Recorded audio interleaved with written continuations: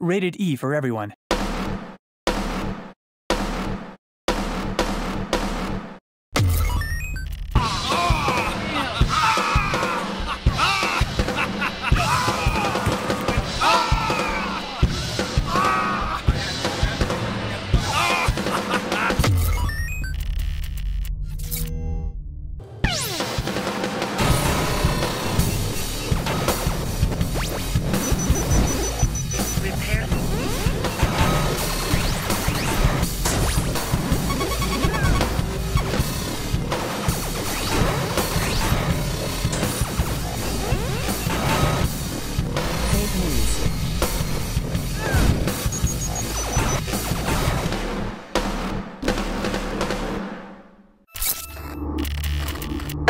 Hand disaster.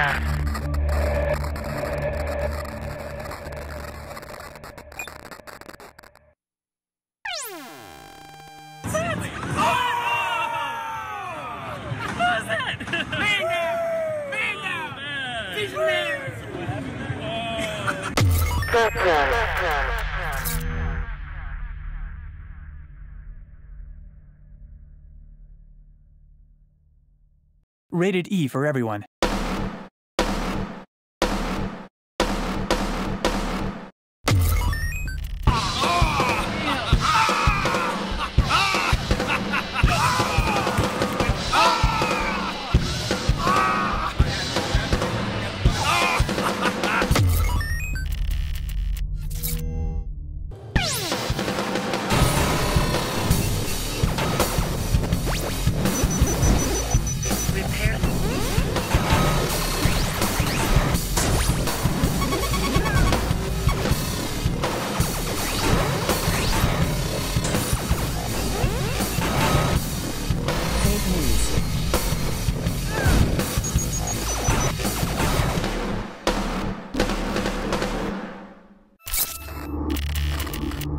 Hand disaster.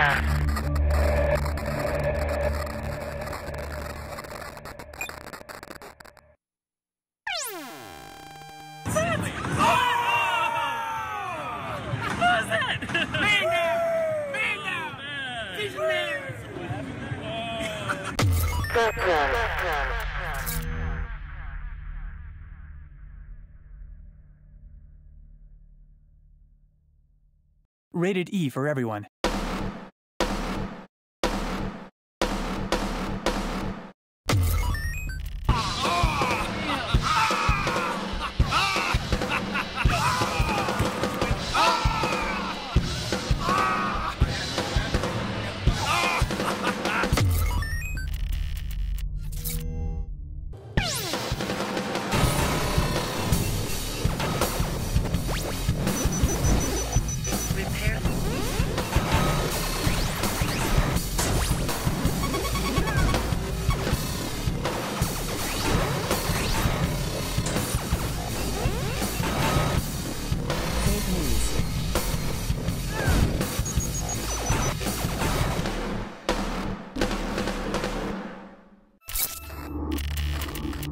Hand disaster.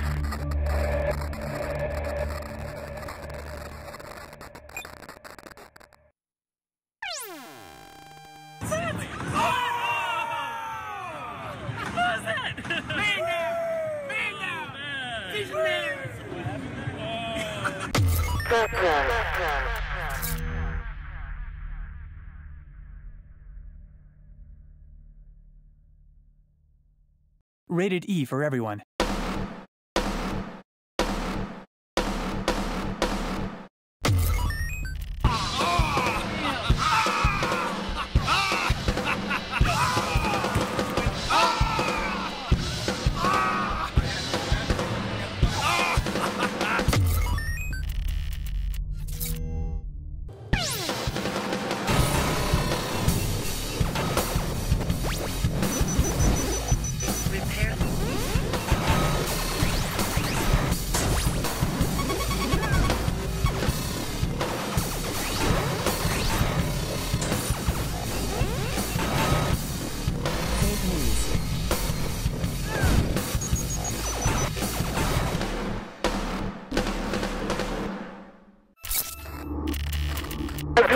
disaster.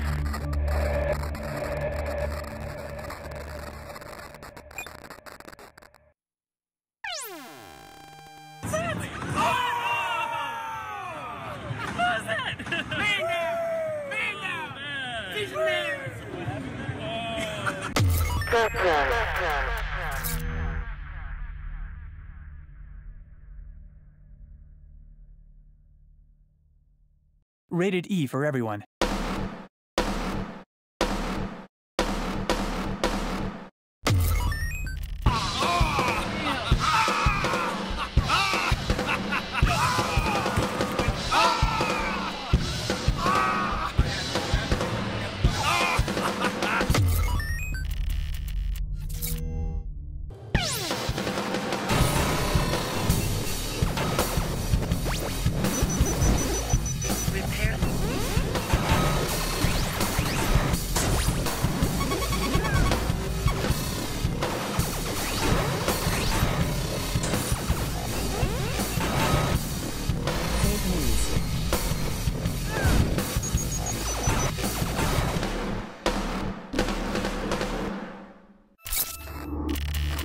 A blue hand disaster.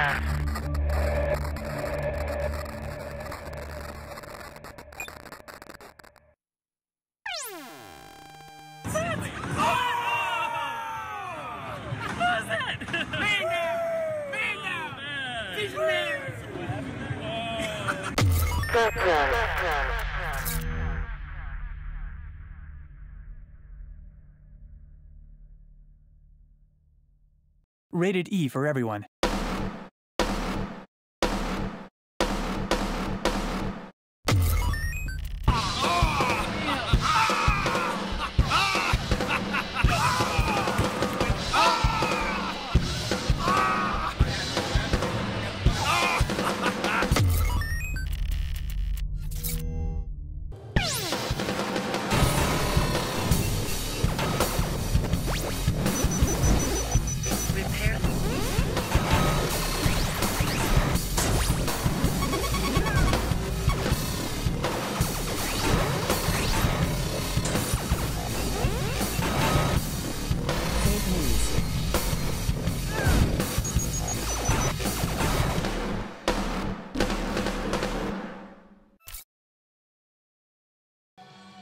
What's up, folks? All right, so sorry about that. I was making some coffee. Trying to get pumped here. I'm going to be doing some modeling work here that I had to do thanks to some stuff I had to do with the Switch version recently. So basically, I wanted to update you guys on what's been going on with the game so far. For those of you guys who are on the Discord, obviously, you know I've needed to focus on the Switch version. Bring up the chat just to make sure I'm not missing anything. Where are you, chat? Oh, did I close it? Sorry, so let me bring that back up. Stream chat. I did close it down, idiot. All right, so Gray, what's up, my man? Yeah, man. So I've just been working on trying to. I had to learn something new. So well, let me see. Let me see if I could bring up. I'll bring up Unity, just to show you guys. Okay, so I've got Unity running here in the background. So since I've needed to start focusing on the Switch version for the PAX East Indie Showcase, I finally at least got the build running, which is something that was hadn't been happening for a while. So also let me know if the mic is too loud or whatever. I have some music going on in the background, but it's not super loud. It's just kind of to fill up the empty air so it's not so quiet or whatever. Anyway, so yeah, I've been working on the Switch version and finally got a build to run. I was having some problems there for a while where I couldn't even get a build to start. It would just go to a black screen. And basically what happens now is the game runs on Switch, but The frame rate isn't too great. It's when it's docked, it could go as high as 45 frames a second, which is fucking random. You know, obviously it should be like 30, preferably 60, obviously, right? But that's my goal, is trying to reach 60. But as I've gone over this like over and over again, that I'm possibly doing something wrong with optimization or something where, you know, something's not being done properly. So, yeah, just making sure this is all running. Close this out and close that out. Okay. So yeah, basically, the frame rate's been pretty shitty on Switch for a while. The reason being is there's, let's see. It could possibly be due to like the CPU being bogged down more than the GPU, really, because obviously it only happens when chaos happens. Like the frame rate has been about 40 on the Switch for a long time, but it usually gets a lot worse when there's more going on the screen. On PC, you don't notice it because you have a lot more like, you know, power behind it, so it kind of covers up a lot of your mistakes, I guess. So what I've been looking into, and I don't know if this is going to make much of a difference, but I'm going to go ahead and test it, is basically rendering. So if you notice over here, let me see, I can disable my camera just for now so I can show you guys. So I'm not in the way here. So let me just turn that off for now. All right, so basically, you see over here the tracker.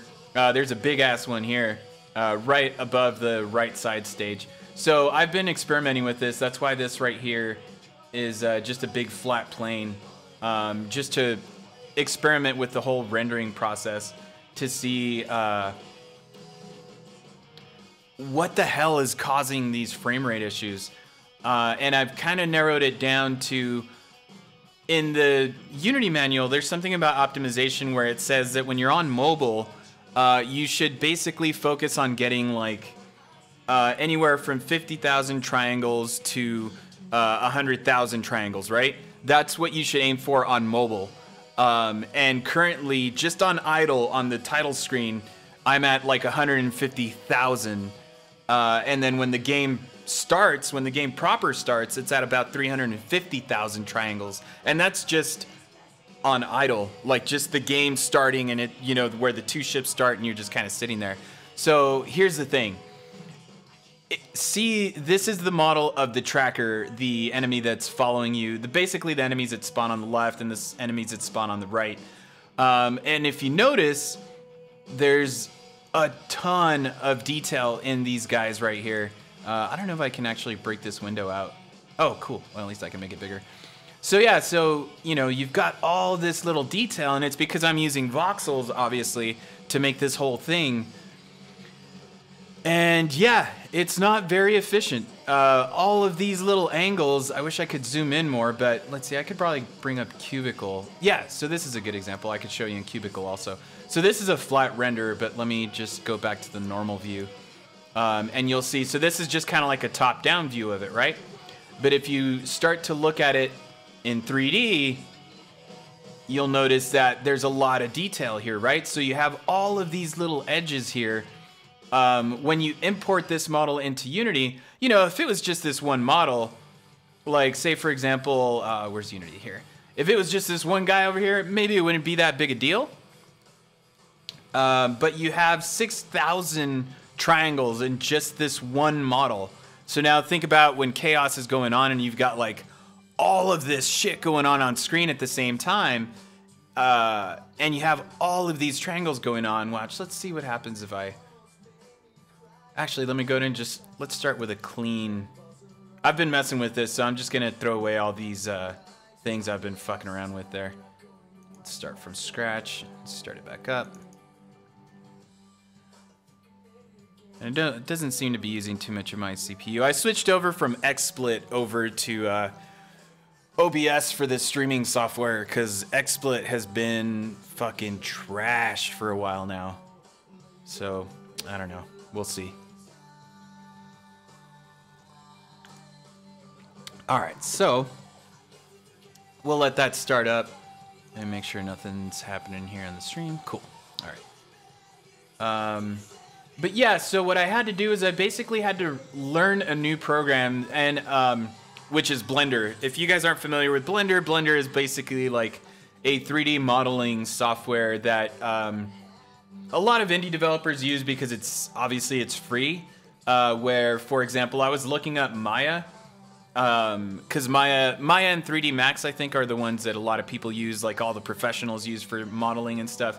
And Maya, I started thinking about it. I was like, you know what, I could probably do Maya because Maya's like subscription based now, just like Creative Cloud is, like Adobe. But the problem is, you know, where Adobe Creative Cloud, you get like, you know, Adobe Premiere, you get Audition, you get Photoshop, Illustrator, all of that. You get that for like $50 a month. I was like, oh, Maya is only like a 3D modeling software. That's probably about the same. I'd be cool with that. Fuck no, it's like $189 a month or something. And it's just for that software. So yeah, the reason I try to go with professional, for lack of a better word, professional software, is the UI is usually obviously more refined and easier to understand. I'm sure it's still pretty complex or whatever, but Blender is really fucking weird. I know you guys can't see because of the angle of the camera or whatever, but I have this 3-sheet layout of all the keyboard shortcuts for Blender. I basically just, like every other software I learned, I went up on YouTube and just looked up tutorials on it. And for anyone who's looking to learn how to do 3D modeling, there's a YouTube channel called Blender Guru. I think that's what it is. I'm going to be referring to this here every once in a while I'm on this. And he teaches the basics of Blender pretty well. Excuse me.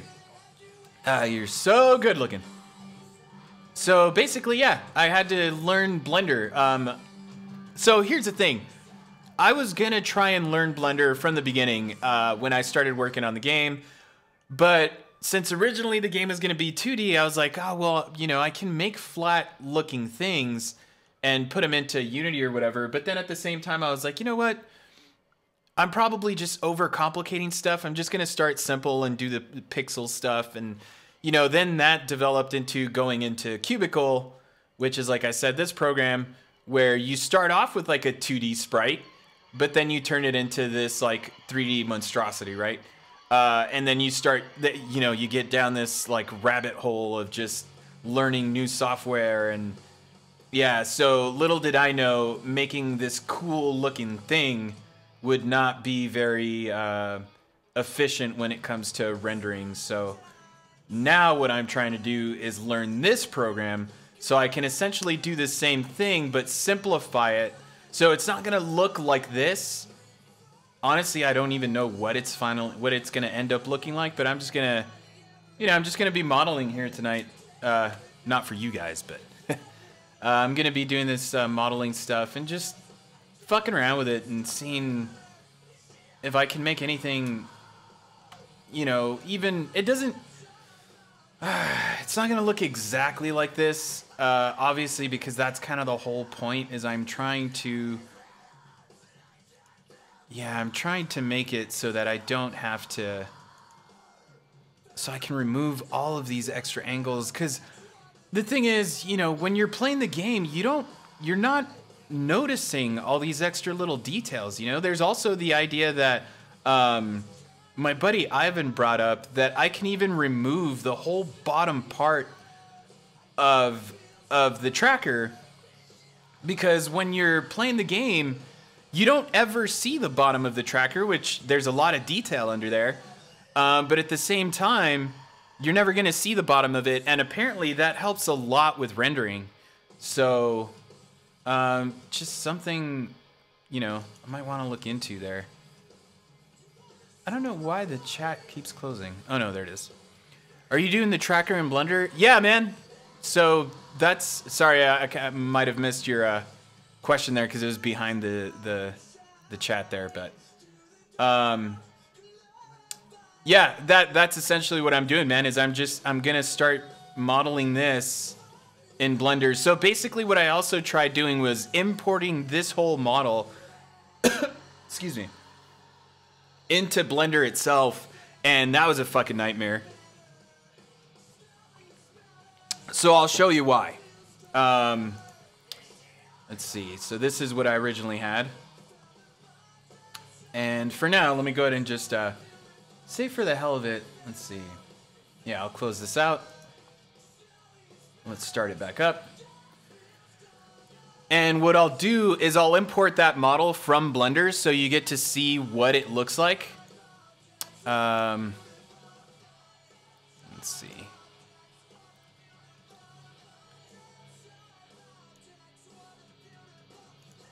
Yeah, that way you can see just all the detail in Blender and how, you know, how it basically breaks everything down. So let's do, where was it? Cubicle. So I basically exported this model, or where's Cubicle? Here it is. I exported this model as a wavefront OBJ. And then I just import it. So you see it's a massive size. And just hit S to scale it down. And then, yeah, so, you know, looks the same, right? Obviously. However, when you go into edit mode, here's what happens. There you go. So now you get to see, hit A on all of these faces. You can see up here. Oh, you guys can't see my mouse. Let me see if I can change that while I'm streaming. Oh, no, wrong one. Let's see. The desktop. Capture cursor. There we go. Hopefully that didn't affect the stream at all. Yeah, so there's my mouse. Okay, cool.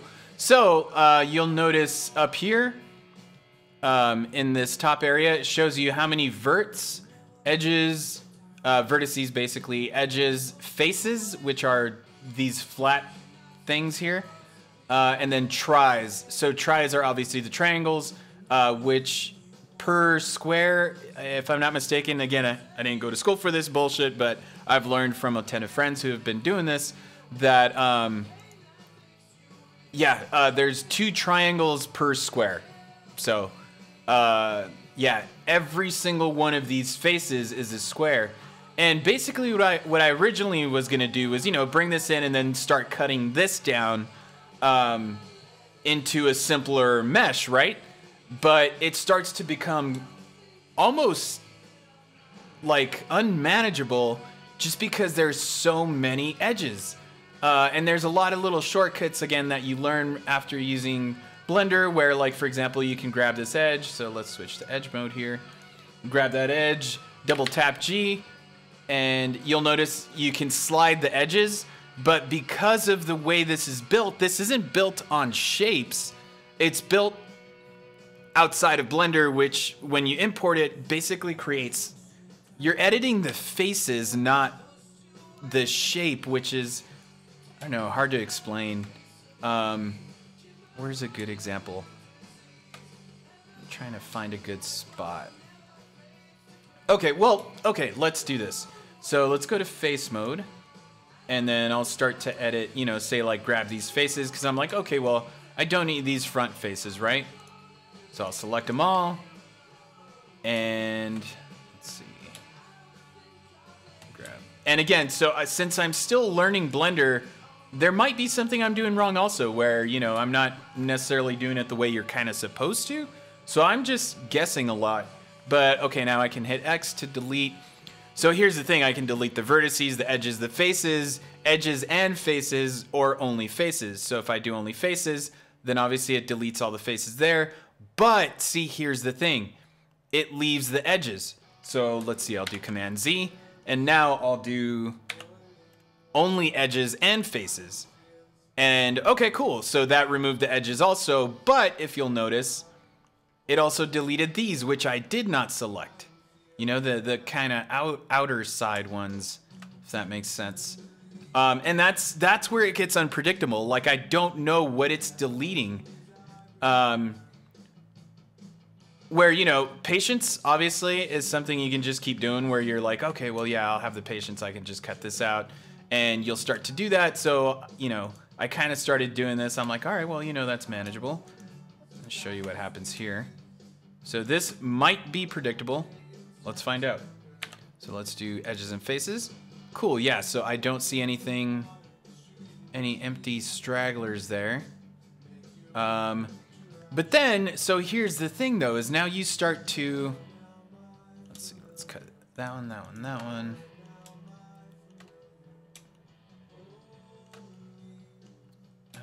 Let's see. Yeah, see, so for whatever reason, this little face here is still there, but it's not over here. And that might be just because of the way I made it from here. Let's see. Yeah, okay, so that side has that edge, the other side doesn't, right? Yeah, this is that face there, which is this one over here. Yeah, so let's go ahead and see if we can delete all of these. Okay, see, so all of these could just be one face. They don't need to be all there. But now watch what happens. See, I bet you anything. Just bring up chat. Cool. So yeah, so let's see. Let's delete these. Only edges and faces. Yeah, see, so what happened there? It deleted this whole other side over here. And all I selected was this face. I didn't, let me see what happens if I just delete this face. Yeah, so it deletes that whole thing, but then if I select it and then delete, say, vertices, it still deletes the whole thing. So what I would like to do is basically leave this whole panel here, because eventually I'm gonna connect this edge right here, this long edge right there, to this one over here, and then just make one flat edge. But if you'll notice, there's all these other faces here that I also need to delete also. And it's all in the name of optimization, man. Like, I could spend all this time working on this, and if it doesn't even give me like 5 frames extra, I mean, yeah, 5 frames extra, great, but all of this work just for that, I don't know, man. And, you know, I'm not gonna lie, like, this is what I'm saying. This is one of those things where, like, this is one of those moments where I talk about in the panels about, you know, dropping out of school to like make your own game and stuff is cool and all, but there are moments like these where you do just like, it just fucking crushes you, because you know what you should have learned in school. But again, so my thing was, they weren't teaching me this stuff anyway. That doesn't mean like, you know, it's any better for that anyway. I actually forgot to reset this. Let's go ahead and delete all these changes here.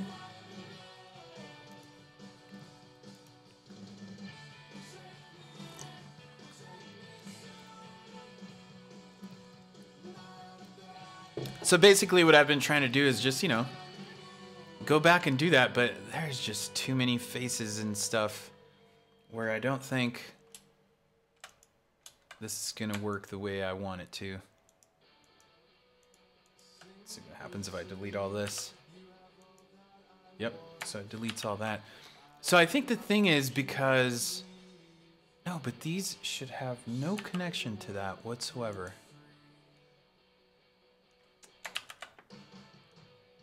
And you know, there might be some better way, like maybe I can just do, let's go to edge mode, or vertices.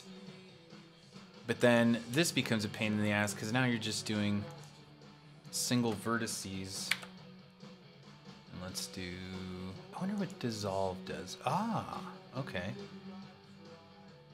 So maybe that'll be a thing? Okay, but see, so here's this mysterious ass empty space that maybe even the computer has no idea what's going on.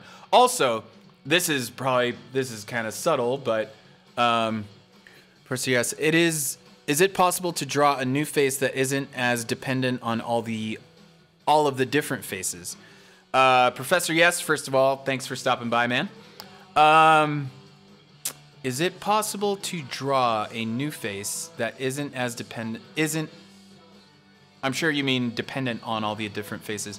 So, okay. So check this out. So basically, what you can do also is, well, let me point this out first, because this is the thing I was going to try and point out here. You see these 3 little dots that are floating here? They're actually, if you notice, they're actually floating in space. And what that is just vertices that are left over from what I deleted originally. And, you know, that also becomes a pain in the ass, because now you they'll just appear, and you'll kind of have to just find them. So now I click that, Control click. Now I can just delete those, right? And there we go. So those vertices are gone, so those don't exist anymore. Basically draw that big single face that's just independent. So let me see. What I could do,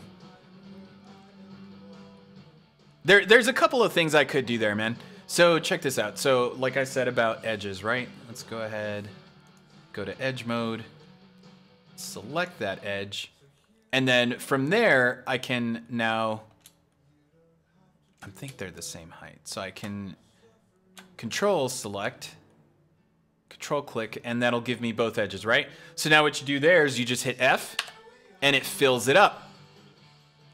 However, if you'll notice down here now, I've got this weirdness going on too. Whoa. Yeah. So then what I could do here maybe, let's see. Basically also what you can do is there's, okay,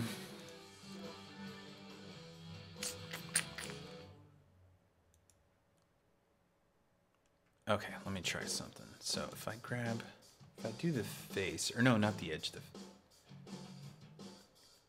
what I could do is also go into isometric mode. Where am I looking at the top? Okay. So let's do the side. There we go.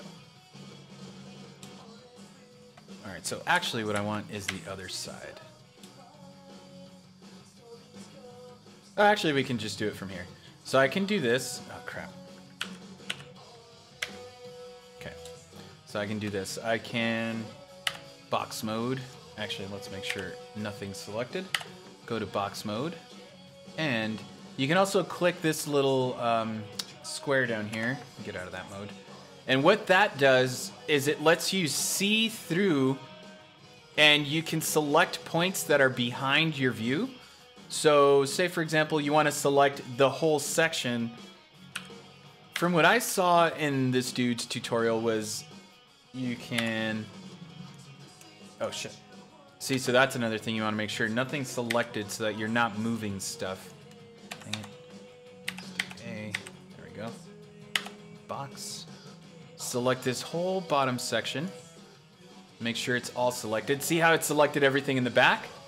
So what would happen is if I didn't have that mode selected, I might prove myself wrong, but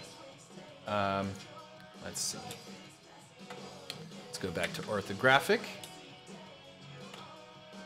And let's do box mode. See what happens here. Oh. So I'm gonna go ahead and select this whole bottom section. So you feel, it looks like you did the exact same thing, right? You didn't. You only selected those front vertices there, those front edges there, and some here, which, oh, okay, because it's connected from this vertice to that vertice. Okay. So what I'm trying to do is delete this whole section here, all in one shot. So let's see if we can do that. Again, this field, I've already done this a couple of times, so it's a complete waste of time. But I'm just trying to show you guys that, like, you know, bringing in the original model, which is kind of what I wanted to do, just becomes a pain in the ass. Let's see. So X. Oh, not X. Sorry. So deselect everything. Let's do box select. Okay, make sure it's selected. Okay, cool. So now what I'm going to do here is, let's see, let's delete Well, again, it's all going to be experimentation, but let's see what happens if I dissolve. Cannot create merged face. Okay, so yeah, then if you dissolve, you're merging everything, right? So what I could do is maybe edges and faces. Did that delete? Yeah, so that deleted the face that I hooked up here. But that makes sense because it was connected to the bottom, so that's fine. But you see all these straggling edges here, so now I have to go and do this here too. So let's go ahead and get a good angle here. This might work. I'll select them all at once. Cool. All right, so now I know these are edges, so I'm going to delete edges. Perfect, so that worked there. And now what I'll want to do is get to face mode and shift click, click, click, click. So you would think, okay, I just want to delete those faces. Let's see what happens. Okay, that worked. Extra edge here. This is it, but see, all these vertices are still there. So, oh, okay, so this is interesting. This is something I've wondered as I was working on this stuff. Switching to the different modes actually does affect what you're selecting and deleting. So if you notice, all those vertices are still there. So there's another way I can do this. You can hit B. It turns it into, oh, no, I don't know why it's actually C. Or is it B? Oh.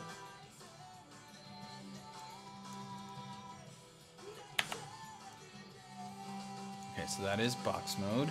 Let's get out of there. There it is, C. So C gives you brush mode. You can kind of brush all these vertices all at once also.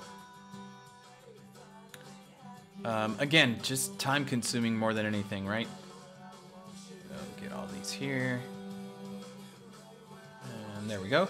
So now that I know those are vertices, like I said before, exit that brush, delete vertices. Perfect. All right, so that's a start there. And then do the same thing here, right? So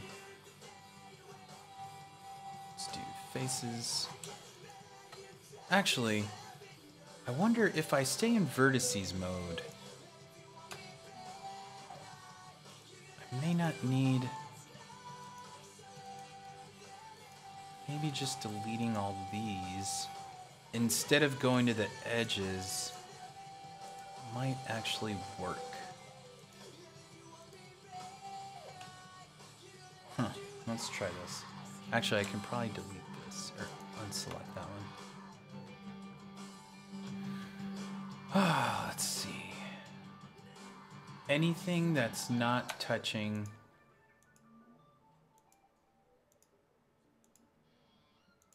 a wall. So what you want to do when you're creating these is, Professor Yes says, it's crazy how many levels of interdependence there is between all these shapes. I bet you would probably have to redraw a lot of that from scratch to make sure most of that incorrect deletion doesn't happen. A whole bunch of intricate detail work, yeah. I'm gonna have to head out early. Good luck with the new model and see you at South by Southwest. Hashtag Austin Beef. Gray, definitely, man. Austin Beef. I'm gonna reach out to you on Discord in a bit to ask you something, but yeah, thanks for stopping by, man. See you soon. Let's see. Yeah, so Professor Yes, let's see. So yeah, man, I don't know if you saw earlier in the stream here. I'll do this real quick just because I want to test something, but let's delete these vertices. Okay, so that still deleted this whole panel here, which again isn't too bad, but it did delete the base. I mean, the base of making something are essentially 4 vertices. So if you have 4 vertices, you can fill that with basically a face, right? So okay, say for example, You can do Shift A, and you can choose any of these options here to create something from scratch. So I think you were asking earlier about, is it possible to draw a new face that isn't dependent on all the other different faces? So yeah, you can, right? So you can basically create a shape wherever you want, right? So you've got, it's actually Control. So wherever you put this little cursor, that's where it's gonna bring in the shape. Granted, it could have been there, that was fine. I was just trying to show. So yeah, there's my shape, right? So you can kind of put them in wherever you want. And then you can just kind of move it around, hit S to scale it. You can also scale specifically on specific, what is it? God damn it, what are they called? You know, X, Y, and Z. Man, why am I freezing on that? Anyway, so you can hit Z. You'll only scale on the Z axis, sorry. So yeah, there's the Z axis. You can scale that way. You hit X, you'll only scale on the X axis. Hit Y, you only scale on the Y. So that's pretty neat, because then you can kind of just throw in some shapes and stuff. But let's see. So what it'll do though is you'll notice it's still a complete full shape. So then what you'll need to do is hit A to get out of there. And then you'll just need to connect it, right? So like, say for example, okay, so say for example, I left this big block here. Just for the hell of it, I can show you what happens here. So I can basically go into face mode, delete this face, and then I have that empty space there, right? What I can do, and this is how you fill up the space. So let's do, go to vertices. And then let's choose the 4. So yeah, let's choose that one, that one, that one, that one. Now let's turn around and let's choose, yeah, you actually really, oh, let me turn off that mode because I don't need it here. You really do have to be specific here. If you notice, there's an empty vertex here too. It's not necessary. But anyway, I'll worry about that in a bit. Actually, let me go ahead and just delete it since I'm already here. So I caught it. So let's go ahead and hit X. Delete vertex. See if I see any more around here. No. Okay. Whoa.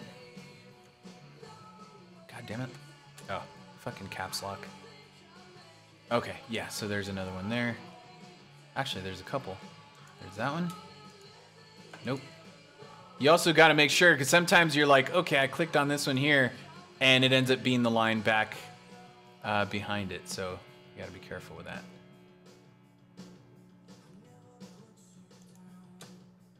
Delete those. Actually, screw this, because again, I'm going to start from scratch, but I'll just show you what happens. So let's do these 4 again. There we go. So let's select that one, that one. Actually, make sure nothing's selected. There. 4. Now let's do 1, 2. Technically, this is supposed to work, but let's see if it does. 4. Okay, so now notice I've got 4 vertices selected here, 4 vertices here, right? If I hit F, that technically filled the space, but it didn't connect them. So I would need to figure out how to also connect these 2 shapes together. Yeah, so I obviously either did something wrong there or whatever, but you can see where this becomes a fucking nightmare, man. Let's see here.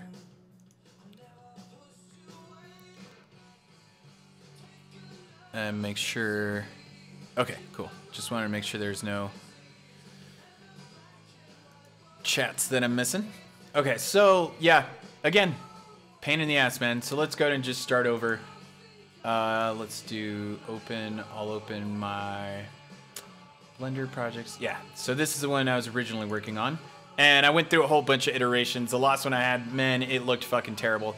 But I decided I'm just gonna start with a cube and then subdivide it and then just start extruding stuff and seeing if I can make it look as cool as I possibly can. So here's the neat thing about Blender is you can actually put in some background images, and we can do just the top view. And let's bring in cubicle renders, tracker, tracker back front. Okay, so let's move this over here.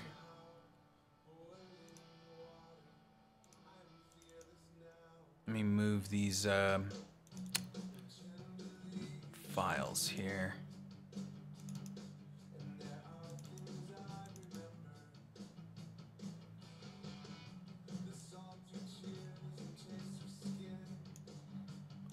Okay, cool. So, top down. So that only shows up when you're in that mode. So if you notice, I can move around, the picture's not there.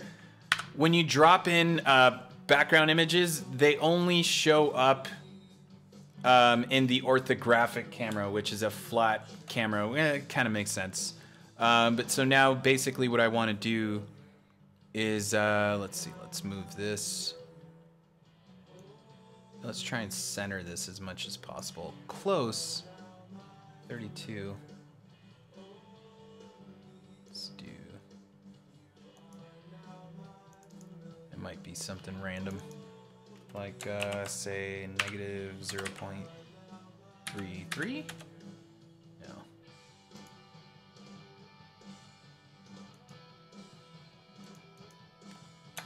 Negative 30. Close enough. It's really just for reference, so that way I can kind of start making it look somewhat, at the very least, somewhat like this. So you always want to give yourself like a basic starting shape, because you can basically make this square look like a circle, just subdividing it again. What I'm looking for though is making sure that I don't go past. I want to try and keep it at the very least below 1,000 triangles here, because remember the current version of it in Unity is how big was it? 6,000, I want to say 6,000 tries. That's a lot of tries if you ask me. So yeah, let's go ahead and move this up. Oh, wrong thing. There we go. Again, it doesn't have to be exactly.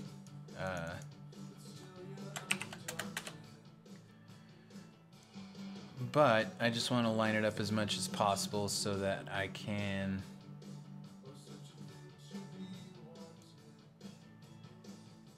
That's weird. I thought I had it perfect earlier.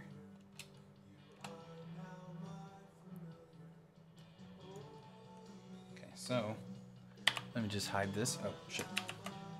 Okay, let's go there. Hide that. And let's line this guy up.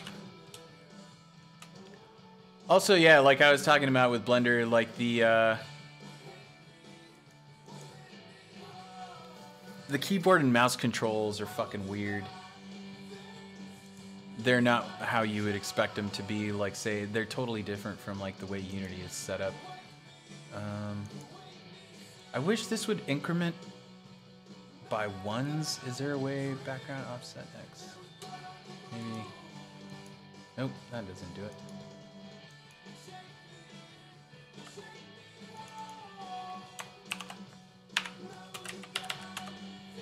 Nope.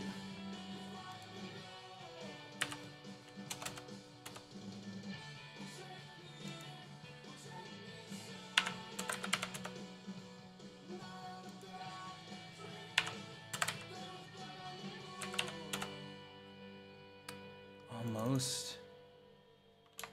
0.16. Ah, there we go. The interface doesn't seem most straightforward, but handling shapes feels similar to stuff like SolidWorks or Google SketchUp. Oh yeah, man. I haven't used Google SketchUp in a while. But you're right. A long time ago, there was actually a program called, I think it was Adobe made it too. It was like Adobe Worlds or something. And that was the first I ever experimented. My buddy Mike had introduced me to it. This was a long time ago. And you could actually create worlds and stuff. It was really fucking weird. Obviously, it doesn't exist anymore, but yeah. Anyway, so let's hit Alt-H, bring that shape back. Cool. So it's not going to be exactly, but again, I just want to basically start messing with it and get some of the most, you know, some of the properties that make the tracker the tracker. Like, for example, when I started designing it in Cubicle, the coolest thing I liked about it was its fucking red eye in the center of the thing. And then these were going to be like its you know, kind of like searchlights. I didn't end up really kind of, whoa. I didn't end up really going with it, but, you know. These were also kind of supposed to be like headphones almost, and they were supposed to kind of like pump out sound waves. I never got around to adding that in, but yeah. So just trying to, at the very least, get it to look somewhat like that. Yeah, so how can I do this? Let me actually bring up,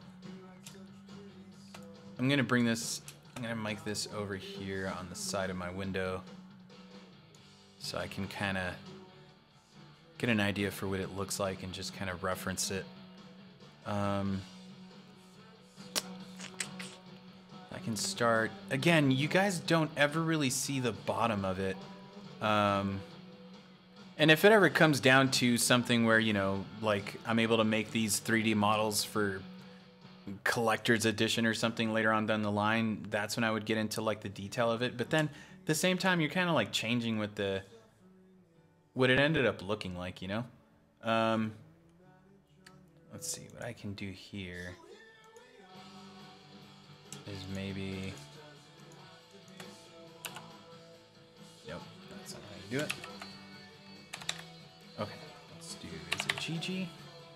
No, that's not it, that's rotation.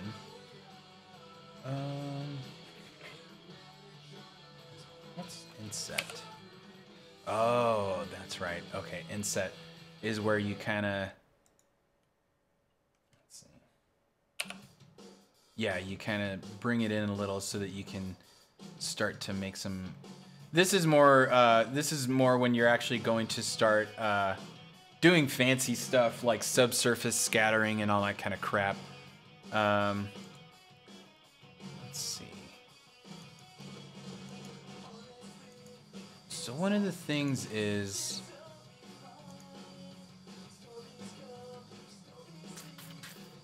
I wonder what happens. I made this by mistake, but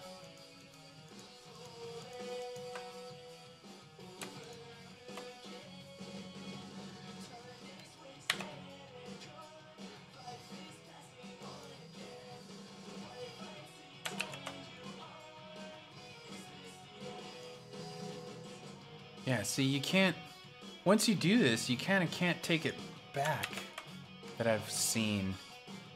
No.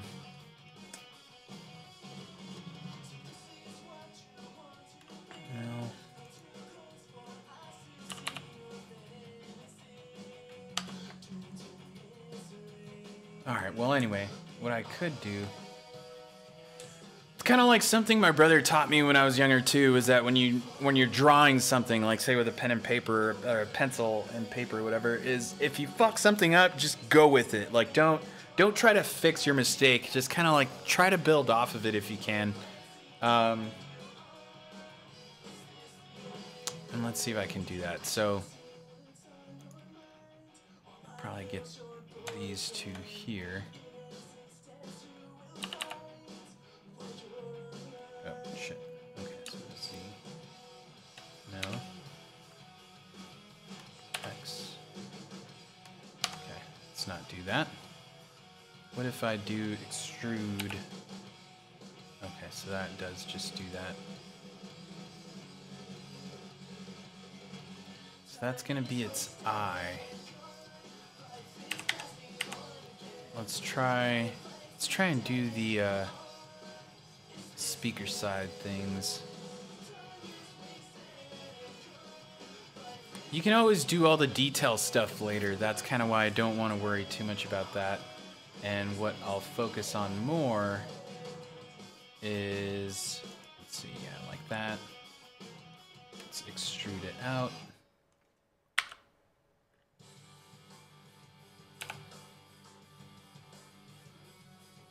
Yeah, again, it doesn't have to be perfect, but just a basic idea. And then we'll pull this out again. Just from the top. What I could do, let's see, that's from the top. You can do a,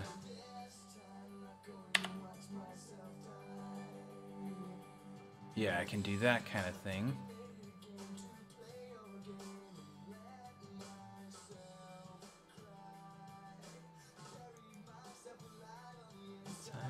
That works. Again, not super interesting, but might work.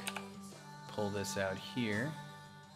And this is basically going to be the earpiece or whatever that is. Let's do the top. Okay, so that might have been too long. Let's go ahead and do it from this side. Maybe about there. Again, it's not going to be the same thing, but so here what you're going to do is you're going to do like Control R, which creates a loop cut, and then you can use the mouse wheel to separate it. I don't know, I think 3 might be good. 2 might be, let's do 2. Sorry, no, let's do that. So there's a loop cut there. Basically what you're doing with a loop cut is you're creating more ability to, let's see, what's a good way to do this? Let's do top again. And let's do box selection. Oh, actually. Let's do full mode. Let's do box again. Yeah, all right, cool.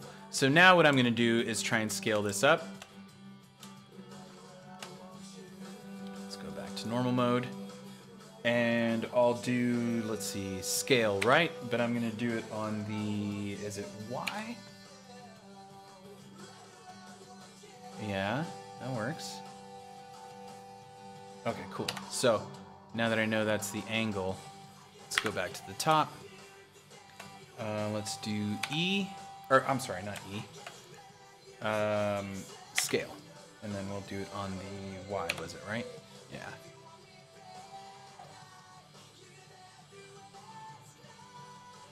Might be too big, but there we go. And let's scale again, but this time, yeah, we'll do it on Z. There we go. Almost kind of looks like a TIE fighter, really. Out. There we go. And if you'll notice also there's four vertices there also, so you create a face. Basically when you're doing that, it's a good way to let's see. Yeah, that way you can connect. So say if I did let's see, what is it? Control click? Yeah, it selects the whole, it connects all of them. So I can do that and then just kind of do this kind of thing, which that looks kind of tough too. But anyway, yeah, let's leave that as is. Notice I'm not worrying too much about the right side, but that's also just because I can always go into mirror mode and it will mirror you know, whatever I'm doing on this side to that side.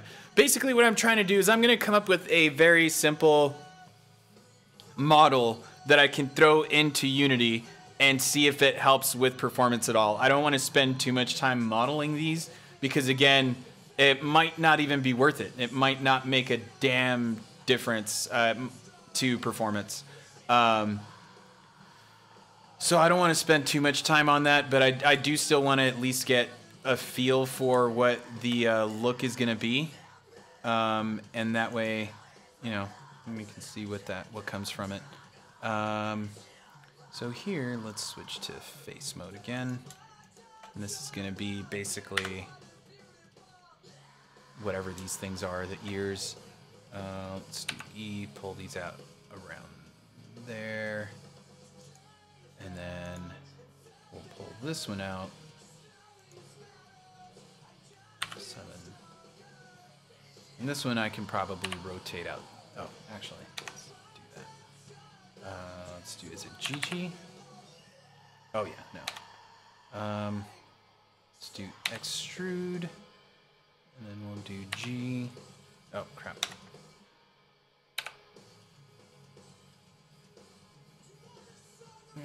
That's pretty good.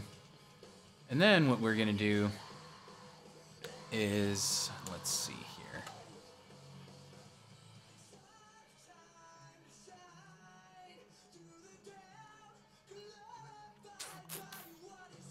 Yeah, so what I can do here is basically get all these faces here.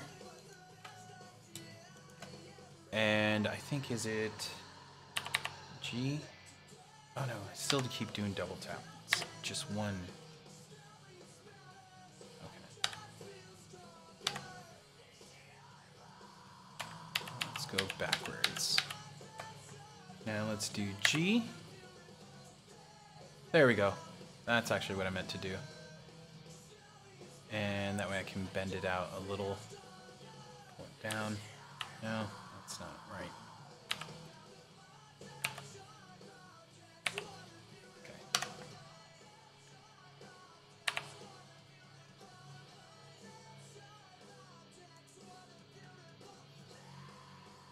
Yeah, you know, whatever.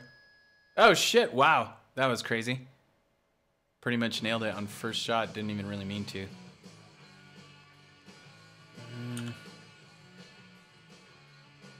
Okay. Then you also have to remember, you're honestly...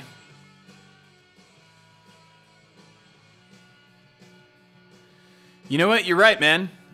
Just because of the art style, you might be getting the best performance you're gonna get. Yeah, I mean, it's still, this is definitely in cubicle anyway. I see that you're not watching this, basically. This is definitely not good regardless. There's too much detail, unnecessary detail, really. But, yeah. So, let's go ahead and see modifier here. Where's mirror? There we go. See how he's there. Oh, actually, sorry. So, there we go.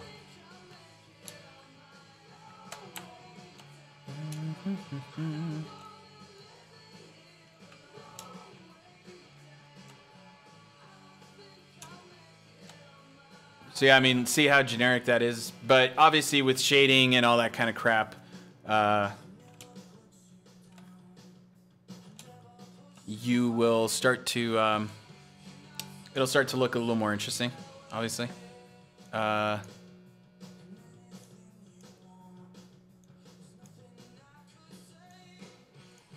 I mean, sort of similar. Not 100%, but, you know, something.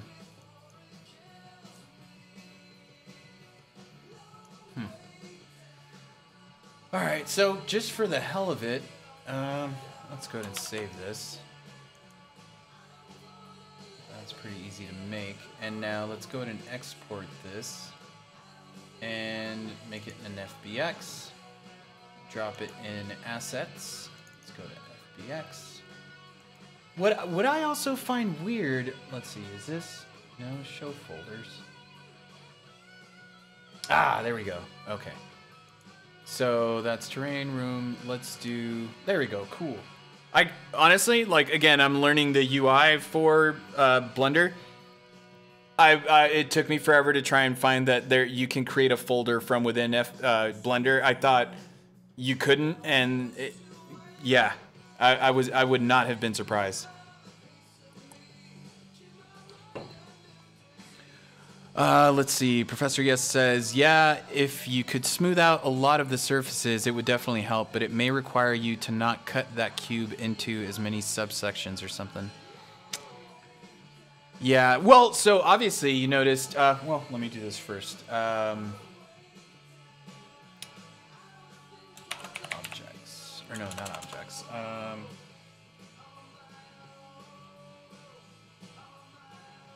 Yeah, let's just do objects. Can always rename that later if I need to. Let's do the tracker. I think it might export the materials also, but I'm not going to do that yet.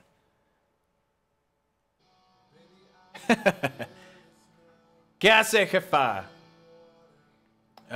Okay, so let's save that there. Now let's go into Unity, right?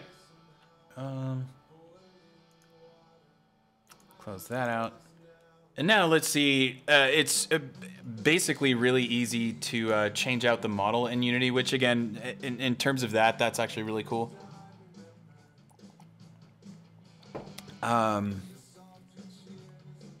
Oh, yeah, well, so I can actually show this real quick. Well, let's see if it even loads. Make sure that's running so that I can show you guys. Okay, so that's Unity. But what I'm going to do is show you guys the Switch build here real quick. Builds. So this is the current build running on Switch. So let me switch over here. Ha! Ripsaw. There we go.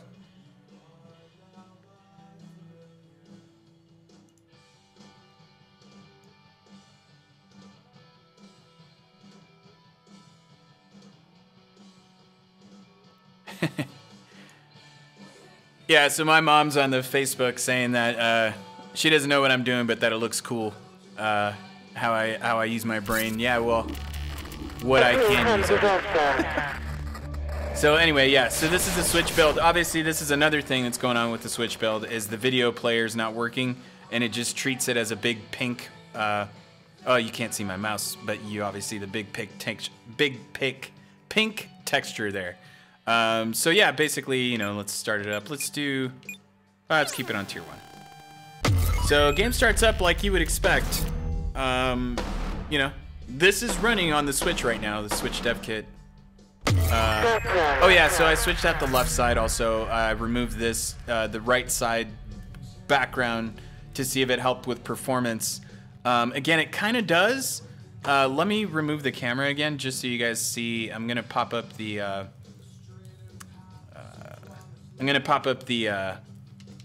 frame rate counter here. So you'll notice right now on idle, I'm going at about 43 frames per second. The average is about 37. I'm using up about 1 gig of memory. The Switch has 2 gigs, if I'm not mistaken, where the Wii U had 1. Actually, if I'm not mistaken, the Switch has, no, it does have 2. Yeah, it says down there, 2 gigs of RAM. That's VRAM 1. Yeah, the Wii U is the one that had 1 gig, and my buddy Ivan was the one who was telling me that that's a fucking nightmare. So anyway, start this up, and you'll start to see the frame rate drop here. Notice it's running pretty good. It's running okay. But again, that's also removing the right side on the bottom entirely. Also, sorry, let me bring up the chat again. Okay, just wanted to make sure I'm not missing anything. And also, this is really weird without the background there. Kind of makes me... Yeah, so notice now I'm already down. I'm already down at like 32, which again, 30 is okay, but 60, man, 60 is where it's at. Actually, you know what? Let's go ahead and do tier 2. That way we can get to chaos a lot quicker.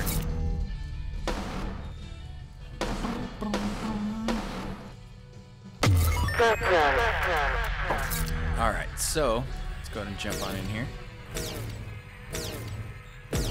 A lot of it is also scripts. Oh crap.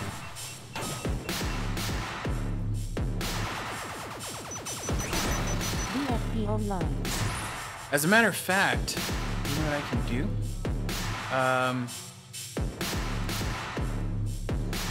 If you guys don't mind, I can actually just, whoa, wrong one. I can actually do a split screen here. You guys are gonna watch this in real time here. So I'll have the Switch build there. And then what I'll do is I'll bring up the PC here. And the profiler is running down here on the Switch. So you'll notice down here, this is telling you the green is my rendering. This is how much time I'm spending rendering right now.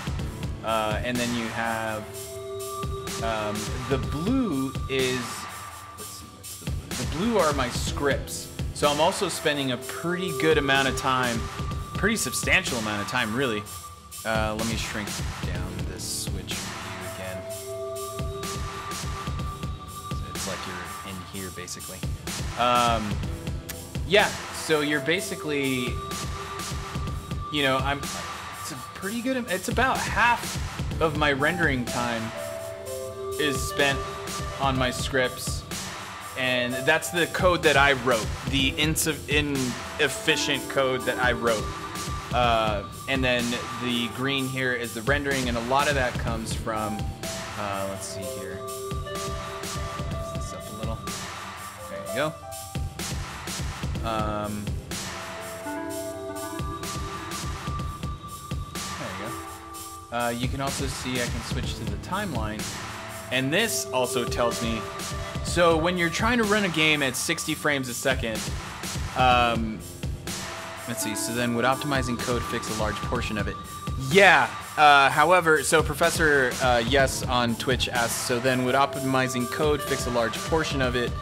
Optimizing code definitely would. Here's the thing though, I don't know 100% how to read the profiler myself, so I can't, I mean, I can look at this code here. I mean, I can look at the, so let me point this out first. So here's the batch, right? The rendering. On rendering, which is all this green area right here, when I remove, you can see it here. When I remove this bottom side, I know you guys can't really see it because there was Switch cameras there, but this whole side on the right side, which is missing right now in the Switch, that takes up a lot of rendering because that in itself, watch, I'll show you, and let me remove the ripsaw here. Okay. This here, this is the right side landmass, right? You see all of these little blocks? That is the same issue I'm having on the right, or with the trackers themselves, how they're all being rendered. If you'll notice on the recovery side here, bring this up. Where is it? There it is. Stage setup. Darkland. Here we go. So it's broken up into chunks. That right there, that one chunk right here. Let's check it. It's this chunk here. 1,400 vertices, or triangles, in just that little section right there. This, right here. See all these squares, all of these triangles? That takes up a lot of computation time too. Like on the GPU anyway. Ah, man. Now you can see where this starts to just destroy you, man. Yeah, so, fuck. So how you were asking, man, about, you know, optimization on the code side, yeah, but I also don't know if there's anything really to optimize here without really analyzing the timeline here. So right now, obviously, the Switch version is running in the background. But when you try to run a game at 60 frames a second, this millisecond here should be 16 milliseconds. So everything should be stopping right about this point. Obviously, it's not. And you'll see if I just stop it here and just pick a random spot. So these peaks here are from... I discovered that those peaks there are from the frame rate counter. So here we go, yeah. So a huge chunk of my rendering time is being taken up by the UI. And I think you guys have heard me talk about this on the Discord a long time ago. The UI is taking up a lot of rendering time.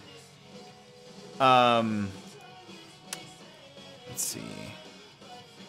Would making that a single block with essentially a picture of the same layout save all that performance? We're also not changing the visuals. Well, so you have to remember, yeah, definitely. I could just make this a plane, a simple plane with like an image of this. But then when you're flying around, you're not going to see the depth of like, for example, let's see, let's bring this up here. Like, you know, when you come up to, again, you know, when you're playing the game, you're not paying attention to these holes, this space here, the depth. You can trick it with like a shader. Also, I've been told by some of my friends who are really smart doing these things, that you can trick some of the depth, but not all of the depth, right? Yeah, man.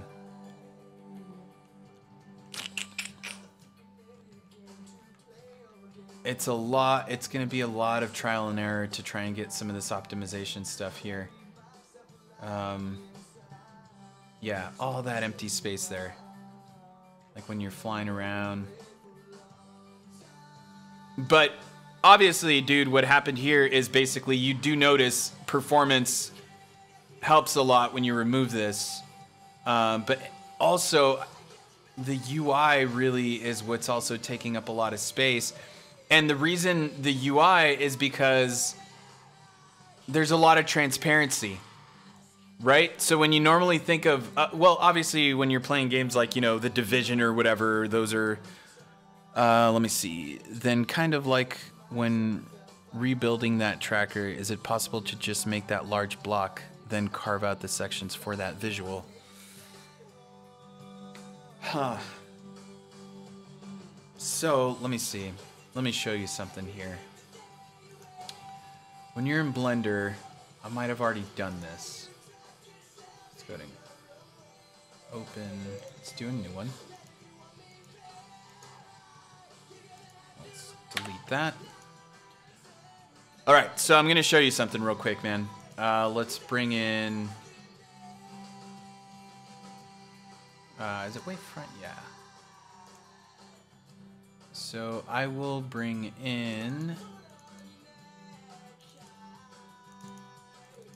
this is importing that huge recovery side piece into Blender. Notice it's not, I mean, 942 kilobytes is nothing in terms of just size.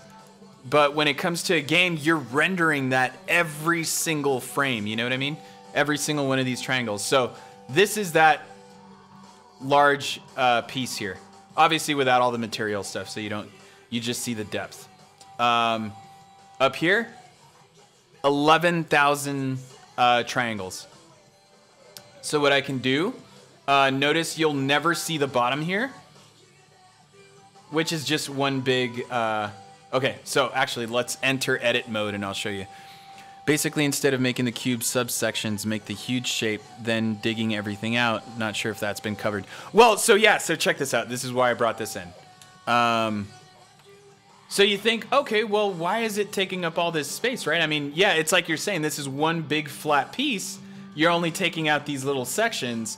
Notice what happens when I go into edit mode. So this is normal. This is just viewing it. This is edit mode. See all of these faces? Let's get out. Yeah. All of this here. You would think, okay, this could just be one flat face. It's not. In order to make this edge rise, this edge right here, you have to cut it into all of these different sections just to make this section, just to raise this section. So if you notice this whole thing, let's see what happens if I move it. Notice it's that whole edge. Yeah, see, that's fucking weird. So let's undo that.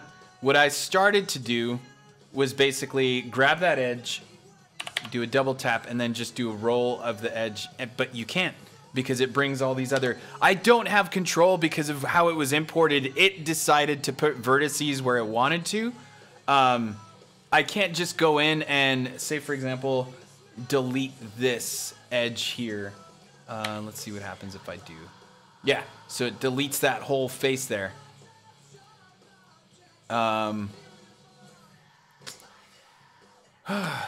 So let's undo that. Yeah, now you can see where my nightmare is. Look at all that, man. So what I was thinking of doing, like how you brought it up, man. So like what I could do is, okay, so I've got that right. Let's go ahead and hide that. Actually, sorry. Control C. Let's get out of edit mode and let's hide that whole section. Let's go ahead and bring in a cube, or let's do a plane. Fuck it, let's do a plane, right? Is it N? Yeah. Okay, so now let's reset this. Put it in the center. There we go. Okay, so I have that plane, right? Now let's go ahead and scale it. And maybe about that big. Let's bring in the other piece. And, okay. Let's see if I can scale it.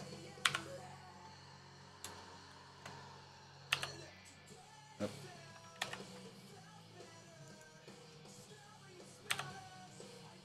There we go. Okay, so it's not going to be perfect. That might be it. Okay, cool. So yeah, obviously it's on top of it, so that's why it's causing that. You get what's called Z fighting.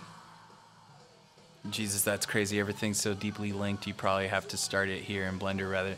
Yeah, exactly, man. That's basically kind of the idea, is I kind of decided to just start from scratch. Again, why you saw that with the tracker, where I made it just basically simpler.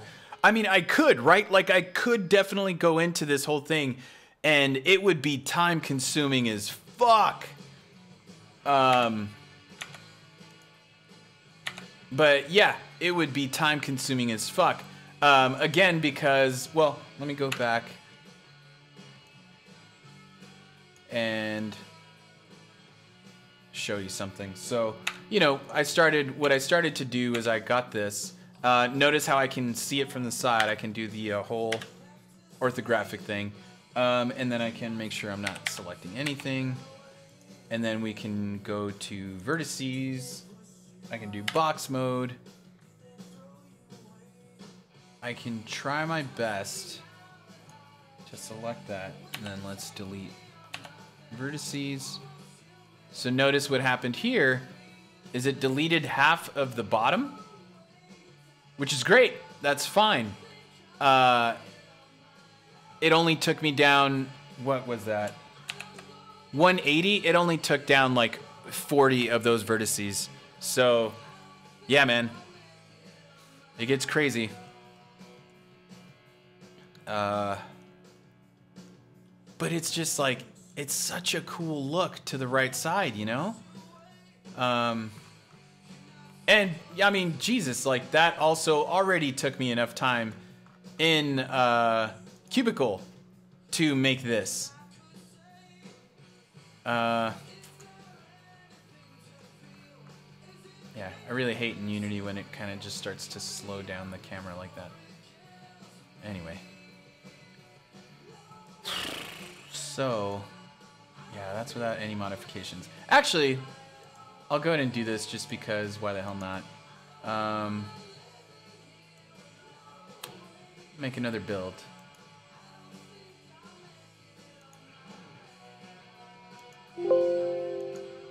And while we wait for this to build, you'll actually get to see how long it takes to create a switch build. So all of this iterating, yeah, let me go ahead and close this off.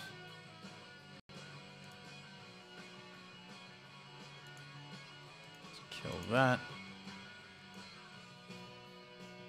Yeah, that's all my logs there. So, I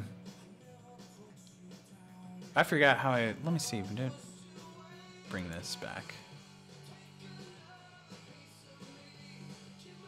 Okay, well, that works. The game was paused, so that's why I was at 60 frames a second. Anyway, this will build a Switch with everything the way it used to be. So we'll see if, yeah, we'll see what it looks like, what performance looks like once all that happens. Ah, man. Yeah, you would think I could just delete this whole section here. But yeah, piece by piece, man. I'd have to go through this whole thing. So, yeah, I was experimenting a lot with, there's an asset. So, for example, the Disastrous Core, if you notice in the center, has like a weird kind of, Todd, what's up, my man? Yeah, if you're still there, man. I'm just kind of going off of some Switch stuff, and basically I'm trying to help with performance and stuff, and I've just been experimenting with a bunch of different frame rate issues on Switch. Trying to do some optimization and stuff, man. Yeah, I've just been going over some of that stuff here, man. I'm trying to use Blender to kind of import, basically create new models, because if you notice here, this is the right side, so I'm creating a Switch build in the background, so I can't show you the Unity thing right now. But I'm trying to simplify all of this, all of these extra little blocks, because each one of these blocks is creating 2 triangles per face. And this one model alone was 6,000 tries, 6,000 triangles. So then you start to think of, again, on PC, not much of an issue, really. The game pretty much plays, I mean, shit, Professor Yes could probably answer this for me, but on PC, it runs pretty smoothly because, you know, you have all this horsepower that is covering up all the fucking mistakes that you're making with rendering, but then you go on mobile and you get a frame rate of like 10 frames a second at some points, and you're just like, man, you got to be doing something wrong. Where even, even CPU is being slammed with all the calculations of all the chaos that's going on or whatever. Yeah, man, it's not pretty, that's for sure.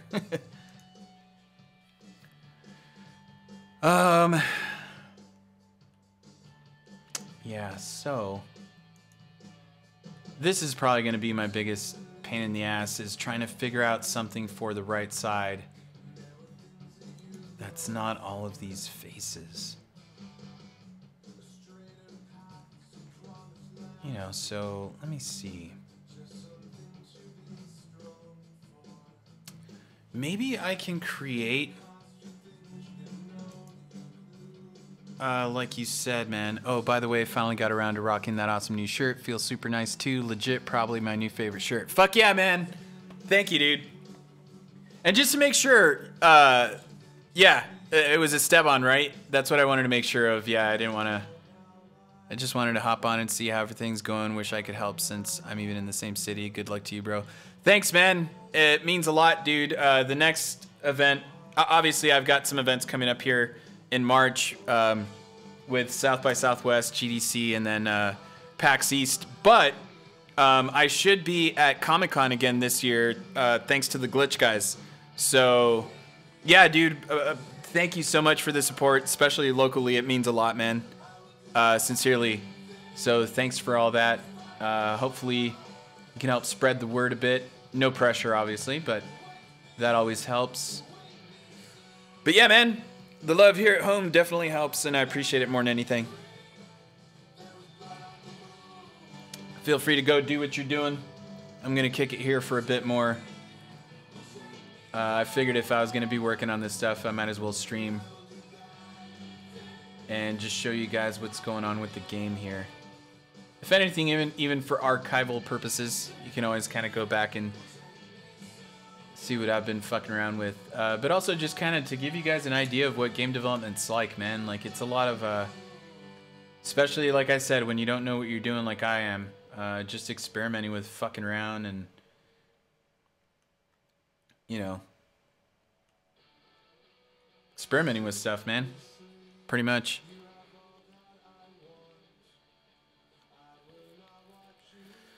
Todd, by decimating, what do you mean exactly? So I'll show you what I did. This is obviously the recovery side, so I just kind of brought this in to show what that's like. But I'll show you the tracker that I just was working on not too long ago. Where is it? Tracker, there we go. Cool. So yeah, I mean, this is it in a very, very simplistic way. You know, I tried to, where we go here. You know, it's not going to be one-to-one, but I'm trying to minimize, like, still give it some of the features it has as the cubicle model. But obviously without that much detail, like, there's no need for all that intricacy there. Okay, so the new Switch build just started. Let me go ahead and, let me push it onto the Switch here.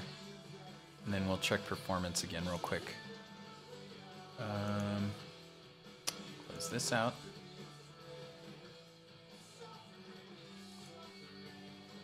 And clear.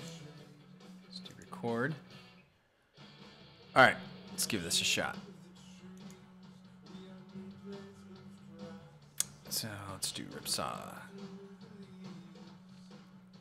All right, so I'm gonna have the Switch build here running. And the profiler down here should start to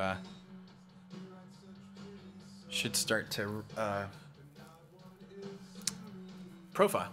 We'll see what happens.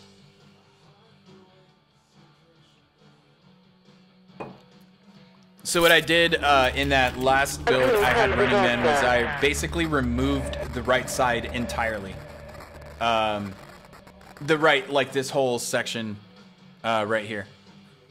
Right? So that I could see, because again, all of these were causing rendering issues. So, on the title screen, obviously I'm at a really good frame rate. Obviously, I think the Switch, let me see, let's bring up the... Yeah, so on the title screen, 60 frames a second. No issue there whatsoever. It's when you start the game that you'll start to see some issues here. So, hold on, let me change something here.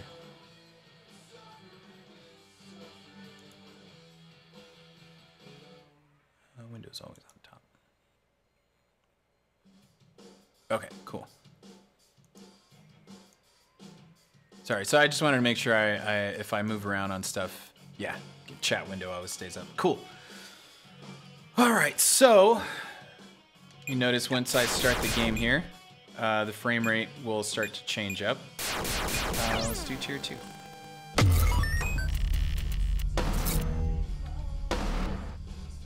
So back up to 20. Yeah, so you can already tell. Again, it's running okay. It's playable. It's definitely playable. But you'll see there's the rendering starts to kick up. And the blue is obviously my scripts. The green is rendering. And if you'll notice, there's a huge chunk there of my time being taken up with the renderer.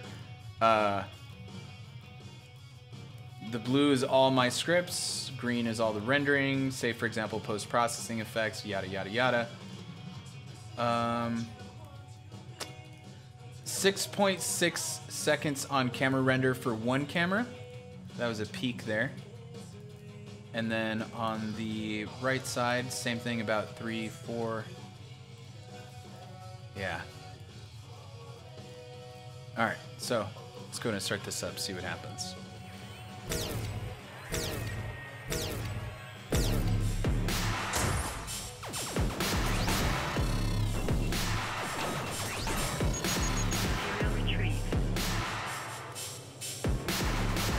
Also, I discovered when I started working on the VR version is when I changed the two cameras, you know, the left and the right side, I turned them into render textures.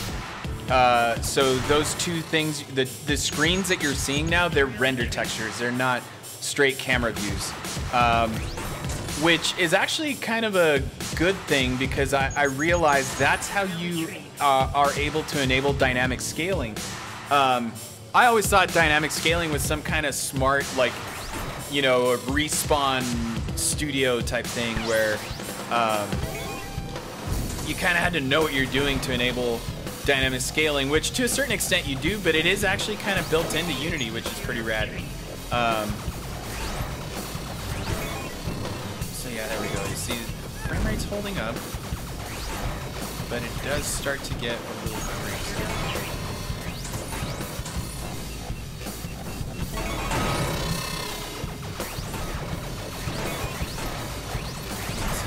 All blue. Again, that's all my script stuff.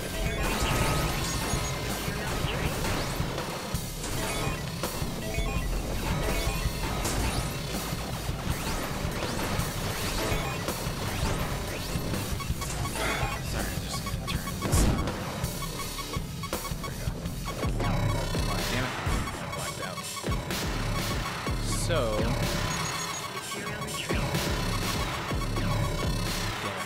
parts.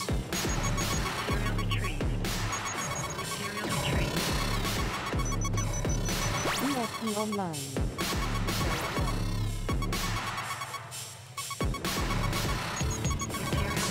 I'll get this material. Oh shit, so here firewall. Notice there's a huge spike there. Actually, I need to stop it. That was. Uh-oh. Didn't mean to do that, but okay, so let's pause there. Let's see what this is.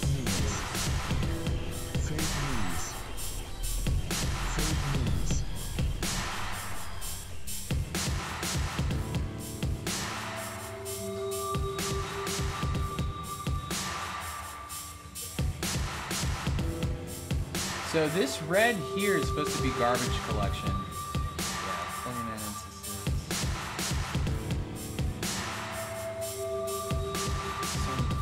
Also, I need to figure out. This is taking up a lot of time. Fixed update.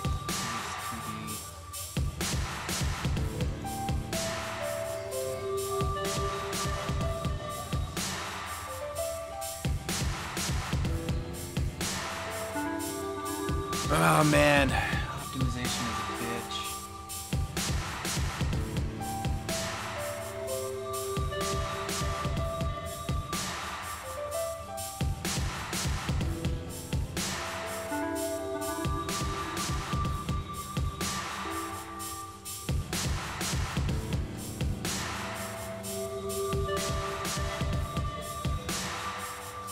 But yeah, see, this is where I was saying, this is where if I can bring this down, it might help. And I could, because it's something that it's unnecessary. Unnecessary. 150,000, 93,000. Also, I wonder if that's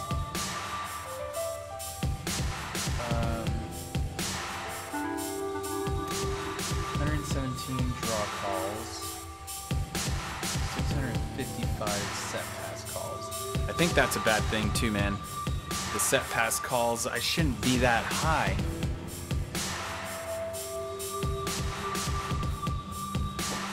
So trying to figure out, let's see, I know set pass calls.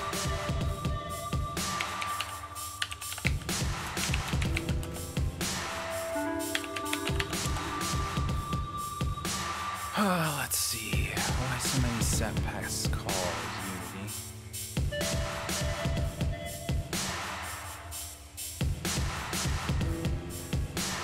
So someone on the forum, on the Unity forums asked, what is the difference between set pass calls and draw calls? So someone from Unity responded and said set pass refers to the material setup and draw calls refer to each item submitted for rendering. When batching is enabled, Unity can perform a single set pass call and then submit multiple draw calls reusing the same material state.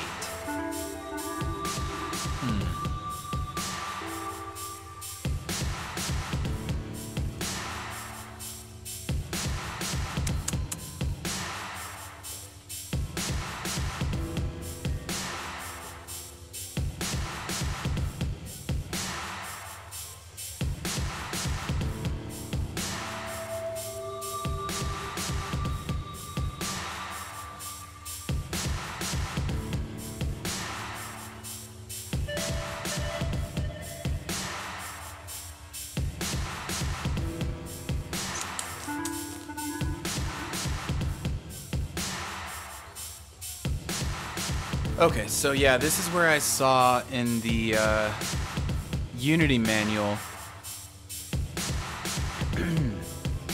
or tutorials really, there's a performance optimization, optimizing graphics rendering Unity games. Sending commands to the GPU, and this is where it says, the time taken to send commands to the GPU is the most common reason for a game being CPU bound. The task is performed on the render thread on most platforms, although on certain platforms, for example PlayStation 4, this may be performed by worker threads. I have no idea what that means. The most costly operation that occurs when sending commands to the GPU is the set pass call. If our game is CPU bound due to sending commands to the GPU, reducing the number of set pass calls is likely the best way to improve performance. We can see how many set pass calls and batches are being sent in the rendering profiler of Unity's profiler window. The number of set pass calls that can be sent before performance suffers depends very much on the target hardware. So a high-end PC can send many more set pass calls before performance suffers than a mobile device. The number of set pass calls and its relationship to the number of batches depend on several factors. Reducing the number of batches and making more objects share the same render state will, in most cases, reduce the number of set pass calls. Reducing the number of set pass calls will, in most cases, improve CPU performance. Reducing the number of objects that must be rendered is the... What kind... Oh, sorry, Todd, I missed your... what kind of shaders are you using? So, yeah, that's a good question, man. Let's go here to,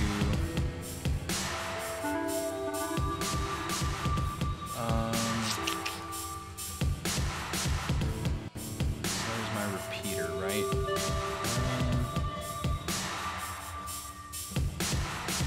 So I have this material, and it's using the sprite's default shader. And for the most part, I mean, I'm using that one for the most part. I wonder if you can do GPU instancing. So I've tried that, dude. So if you notice, I do enable GPU instancing here. Let me make sure you can see what I'm doing. Okay, cool. Yeah, so I'm using GPU instancing on a lot of them. I've enabled it, right? But so like with GPU instancing, I've always actually wondered how that actually works. Because, okay, so let's see. I'll bring this over here. Start a new one, and then we'll do GPU instancing.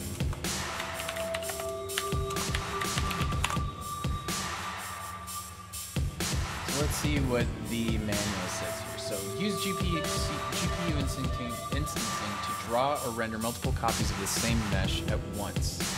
A small number of draw files. It is useful for drawing objects such as buildings, trees, grass. Repeatedly in a scene.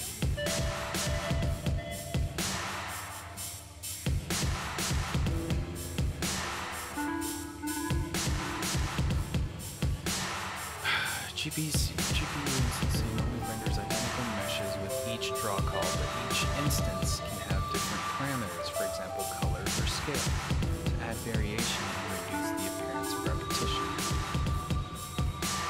Reduce the number of draw calls. Instancing to your materials.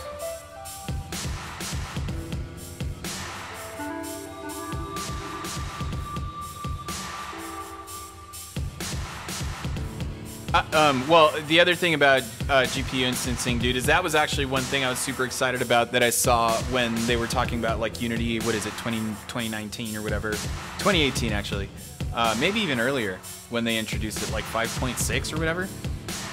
Because obviously, yeah, that was the thing, is it showed this type of thing where there's like, oh, there's, you know, a million fucking things going on in the screen, and the frame rate was fucking solid as hell.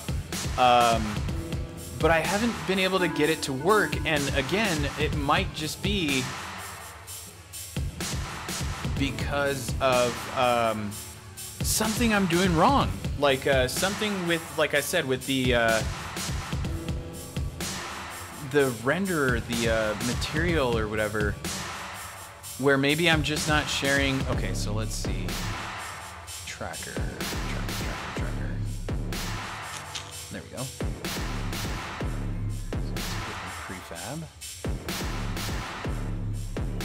Okay, so with my prefab, let's remove this out of the way. Let's see. Yeah, so this whole fucking hierarchy.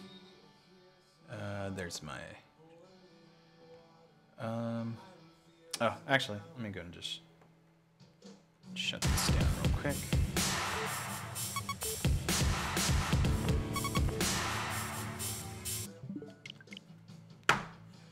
Okay. All right.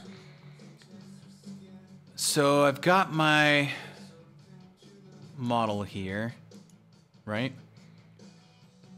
And it's using this picavoxel alpha emissive shader. And it's got GPU instancing enabled. And yeah, I mean, this model is it's the same model, you know, it's sharing the same shader, the same material, same shader.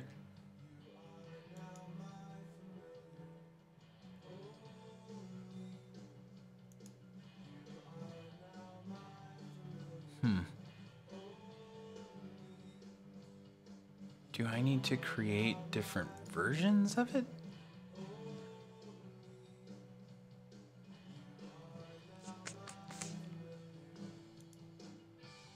Material.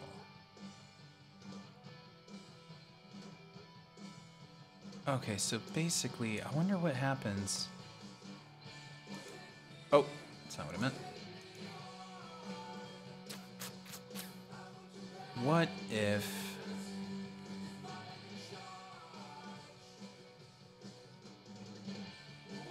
Let's do tracker.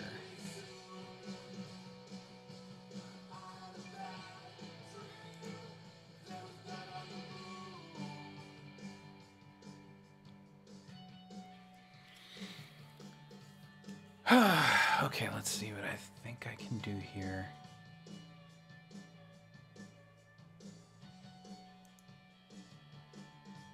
Okay.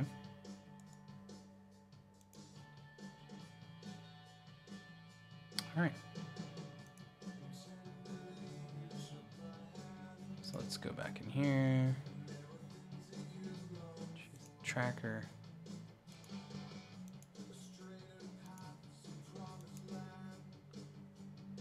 Prefab. And what I'm gonna do here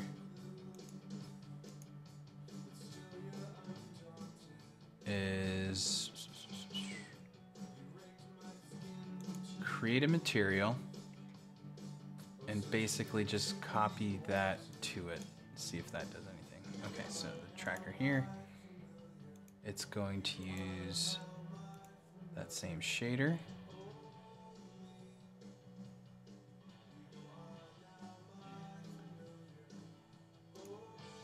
Okay. Now let's see.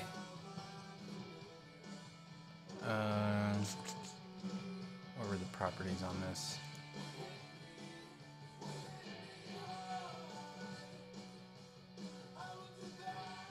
Wait, was it that one or was it this one?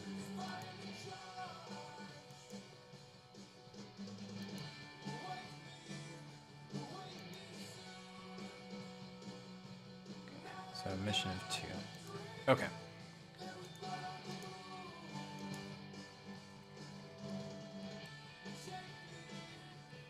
So let's see if it fucks anything up. Grab the tracker.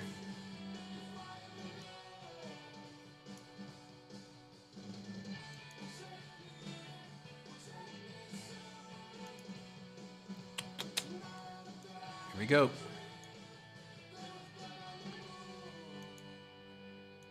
Make this white. Oh shit. Okay, so yeah, so what happens here is I lose out on the lighting here. Unless, oh no. Oh. Oh.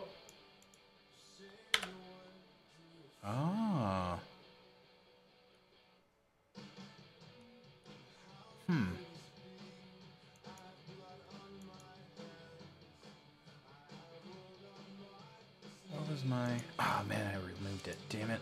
Okay, so...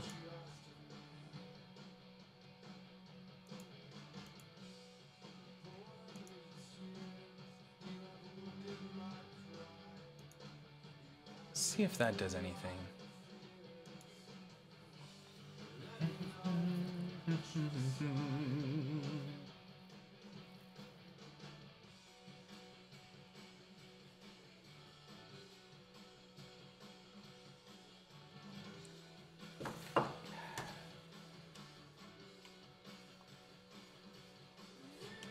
Alright, shit.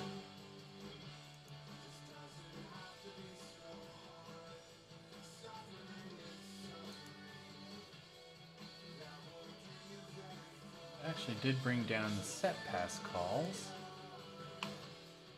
See what happens. Let's try and get it to some chaos. Some chaos, y'all. Also, this is on PC, but the set pass calls should still be the same. What was I at, like 500 or something? It was up there.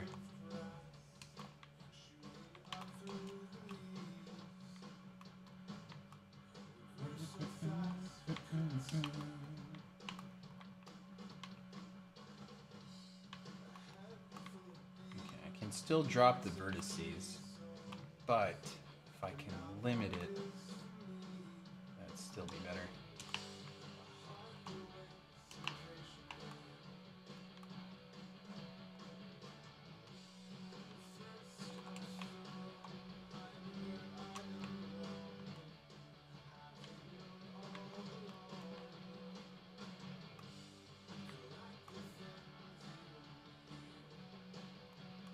Where are you?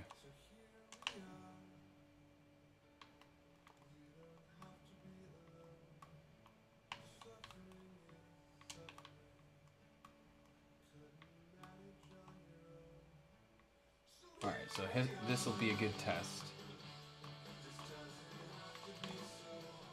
Also, I might be able to do something about those particles. Because I think that's also causing a bunch of verts. I might have already changed all of those to sprites instead of cubes. I used to use cubes for the particles, which was pretty stupid. Changing them to just sprites actually didn't make that much of a difference visually. But performance-wise, I'm sure it did. Look at that. I'm almost at 1 million vertices already. Yeah, that is definitely not good. But set pascals, yep, still at about 500. So, yeah. Okay. All right, so let's see here. See, on PC, it's still below 60. Let's go back to this. What's it saying? Unity only displays the checkbox if the material shader supports GPU. This includes standard specular. Multiple game objects in the top image GPU enabled.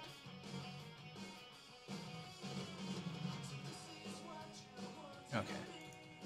Can I not zoom in? Can't even read that.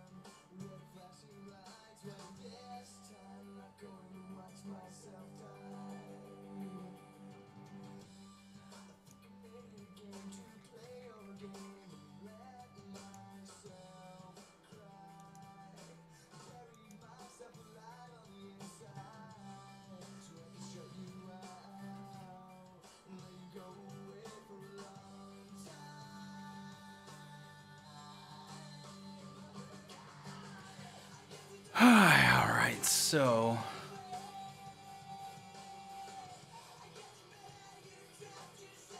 there's a couple of different things I guess I can do here.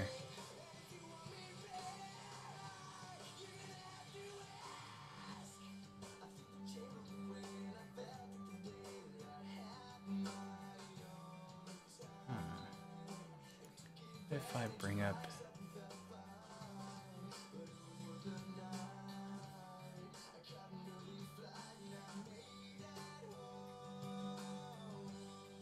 renderer, did I freeze this?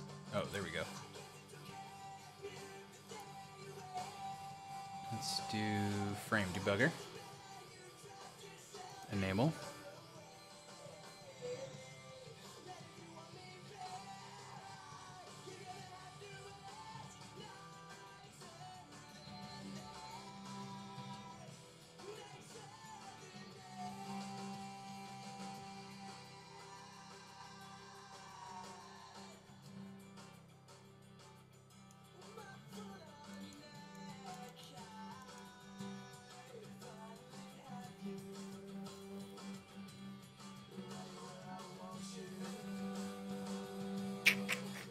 You guys think it's the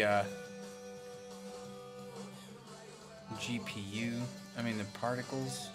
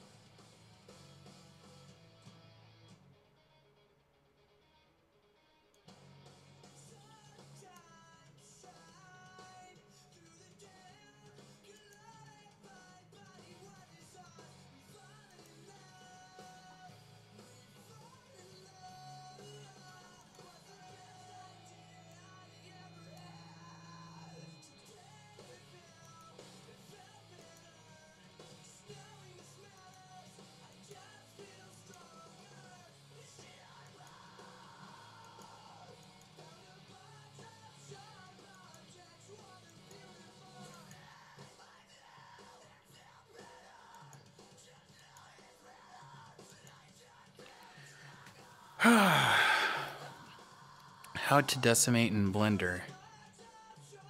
Hey, thanks, man. Ha! I'm gonna show you something just because this is funny. I was gonna try and copy it, but it showed this little happy face. I'm sure you probably saw that in the chat. But yeah, let me see what happens. Let's take a look.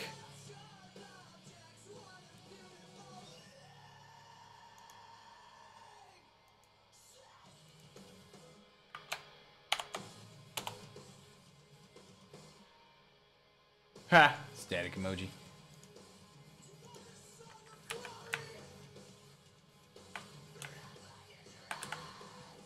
Oh, is it Code Yarns?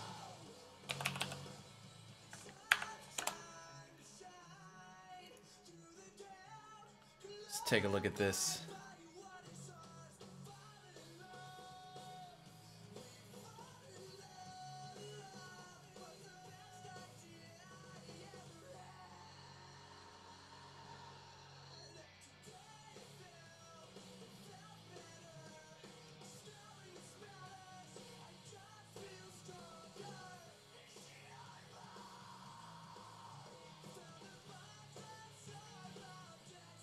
Yeah! Yeah!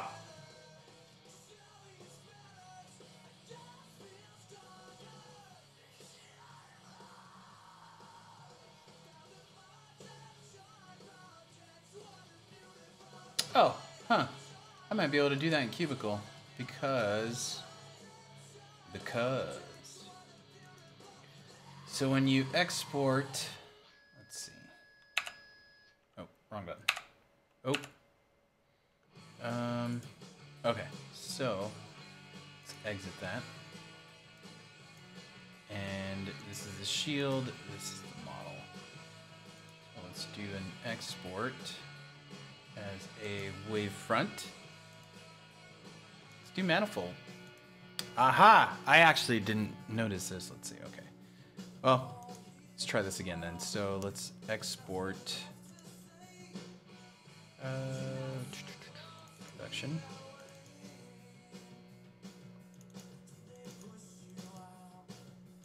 Tracker.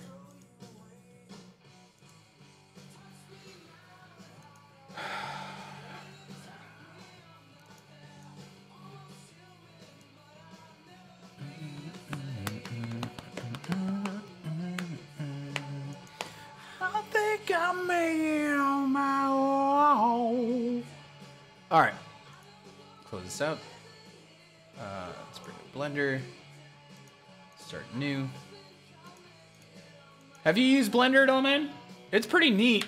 It's obviously changed a lot from the fucking last time I ever tried to use it, which was quite a while ago. It seems better, but it's still really fucking weird. Okay, let's import OBJ.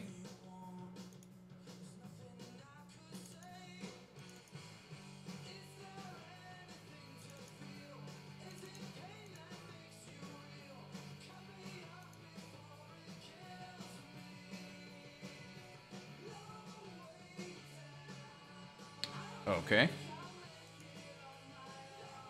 Oh, shit. Well, that was weird. Hey, that actually does look kind of different. And the center is weird. Oh, I think I know what I might have done there.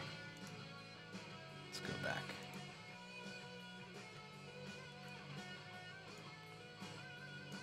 Let's do this one more time. God damn it. Just a little bit, man. It seems like a whole can of worms. Oh, yeah, man. It's one of the reasons why I kind of debated even doing this to begin with.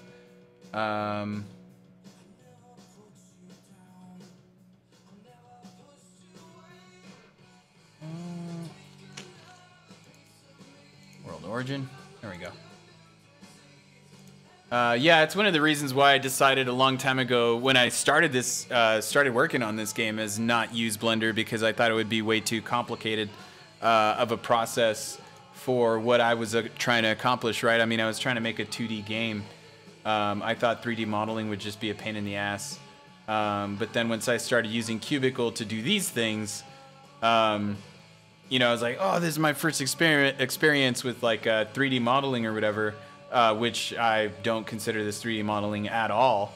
But, you know, you do kind of extrude whatever. But again, I never thought, you know, all these little edges would be an issue when it comes to rendering and stuff. And apparently it is. So it's kind of where this thing comes into play. There we go. Okay. Let's try this again.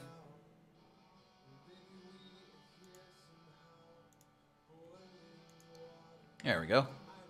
So now let's scale this down. And let's see what this does. So if I go into edit mode now, let's see. Ah. So I'm already at half the amount of triangles there too. So it definitely simplified, even just doing that alone simplified it. Okay, so let's see what happens if I choose face. Oh, shit. So that's not necessarily that great a thing.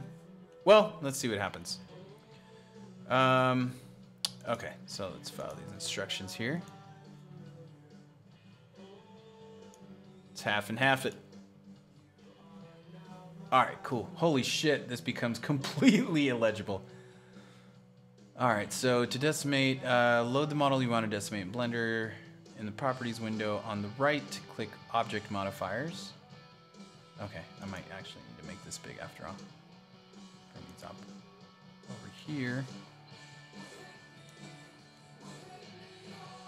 All right, so modifiers, which I think is this one. Yeah, modifiers. Current modifiers applied to the model are displayed here. Do not remove existing modifiers. Choose add modifier. Decimate. Generate.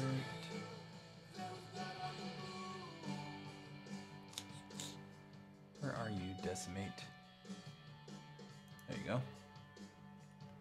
Okay, so now do not remove. Okay, to apply decimate operation, the mesh of your model needs to be a manifold. If it is not, Blender will complain that it's not a manifold. Okay, if your mesh is a manifold, then just pick one of the 3 decimate options: collapse, unsubdivide, or planar. The 2 might not be there in versions of Blender that are older than 2.65. If you choose collapse, then reduce the decimation ratio. The number of resulting faces is displayed below in the modifier, but the decimation is not applied until you click apply. Do not do that.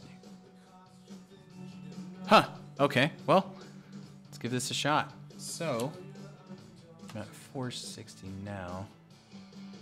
Unsubdivide.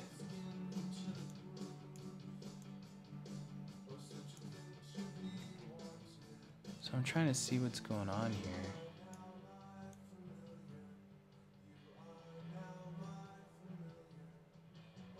Okay. Let's do planar.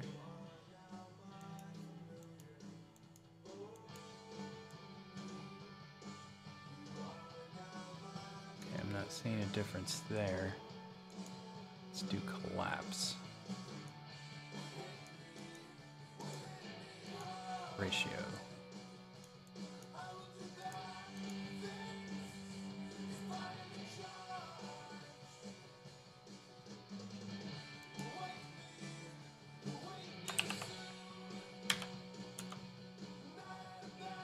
Oh, can I only go down, I guess?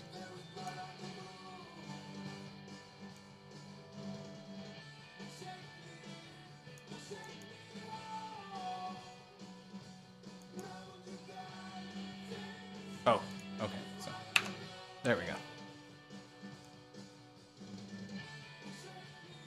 Oh, fuck. Okay, I see what's going on here.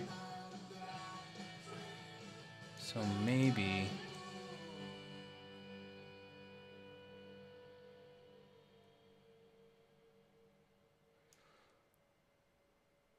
So maybe it won't work for... Yeah.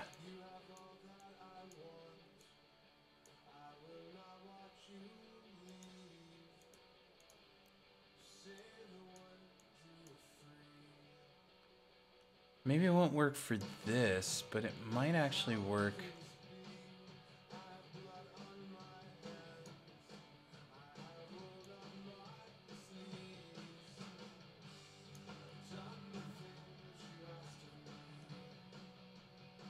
Might work for the land.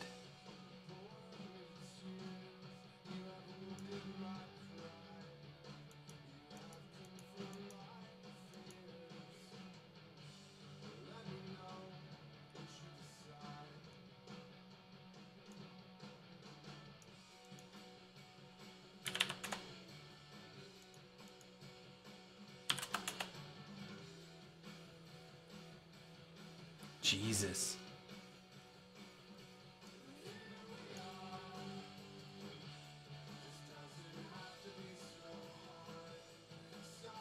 Still brought it down to half what it is.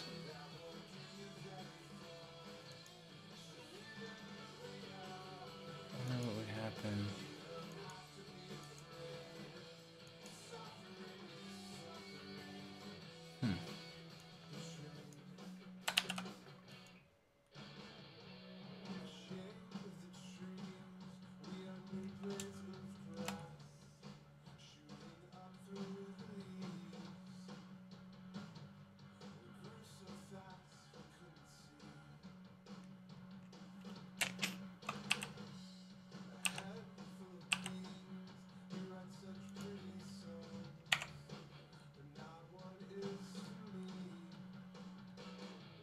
Hey, you know what? That actually did bring down the count. Let's see, this is probably more important for...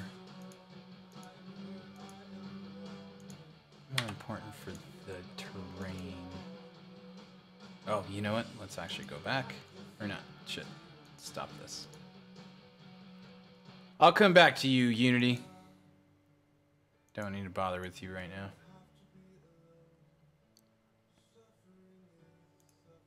Close that out. Don't save.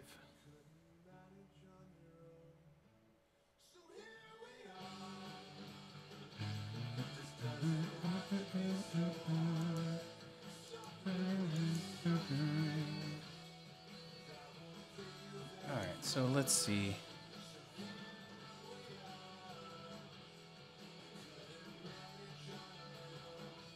Close this out. Alright, let's try bringing in the terrain.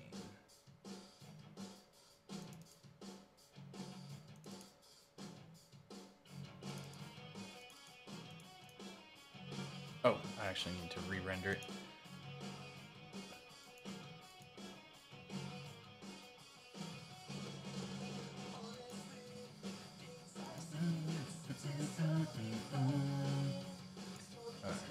Export. Oh, I did do that. Okay. Waterfall. World origin. Small file. Oh, nope.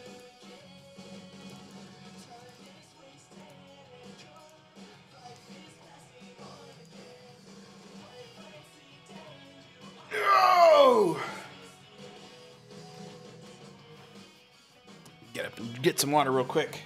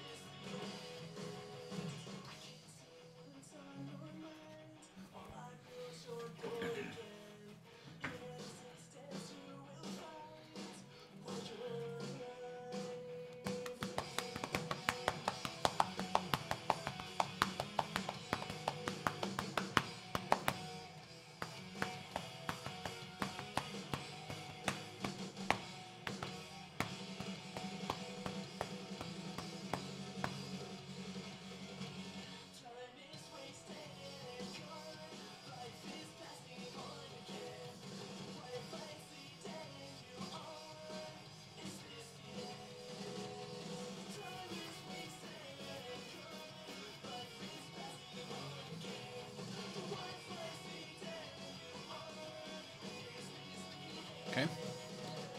Give this a shot now.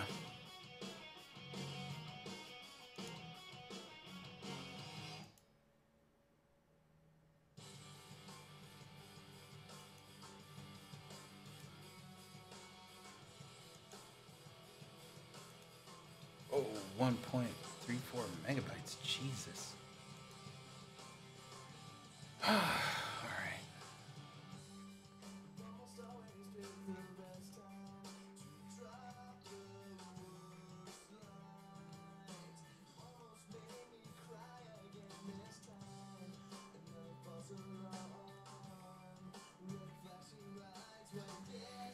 Okay, so this has 15,000 total.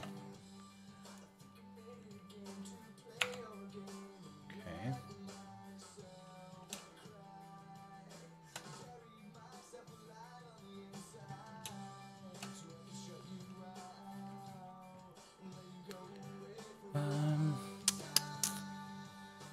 Okay, so it was the modifiers. Do decimate. Oh, did it again. There we go.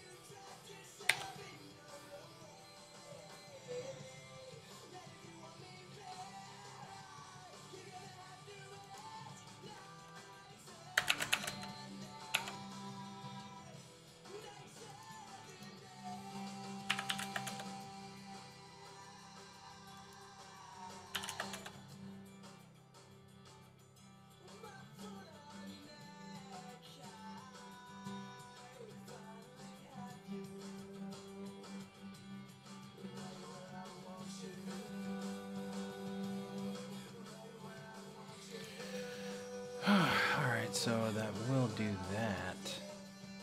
Not necessarily what I want.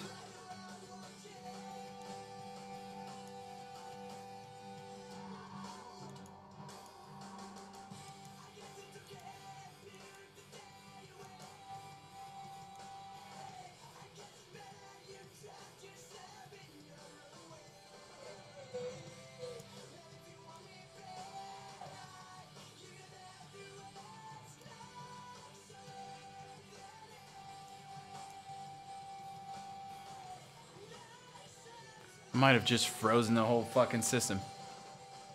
We'll see. That decimate thing actually does seem to work, though.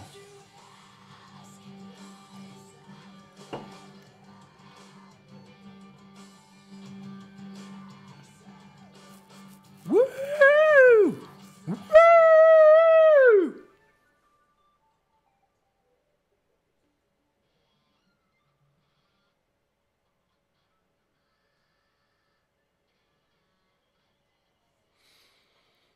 All right, folks. All right. Let's see if this works. See if this works.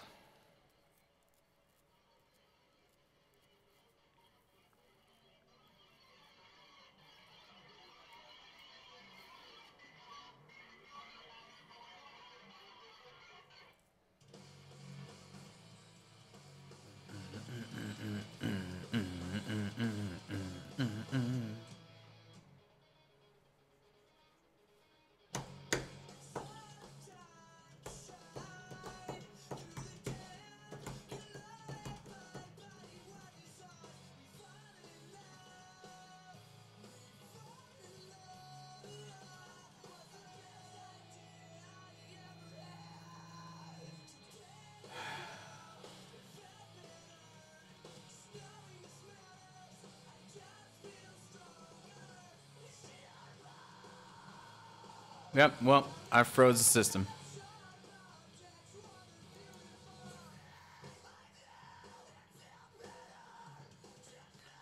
Still seem to lock down the amount of... we need to apply the... Damn it. That's actually what I'm curious about.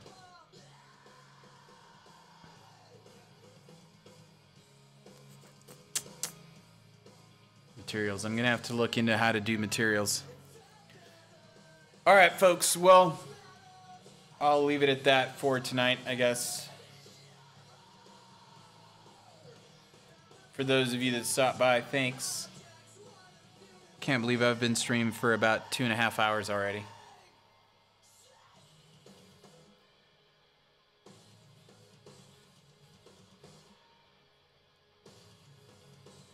Yep. We'll see what happens here. Anyway, peace out, y'all. Thanks for stopping by. Thanks for Canada Dry. Blame Canada. Hip hop.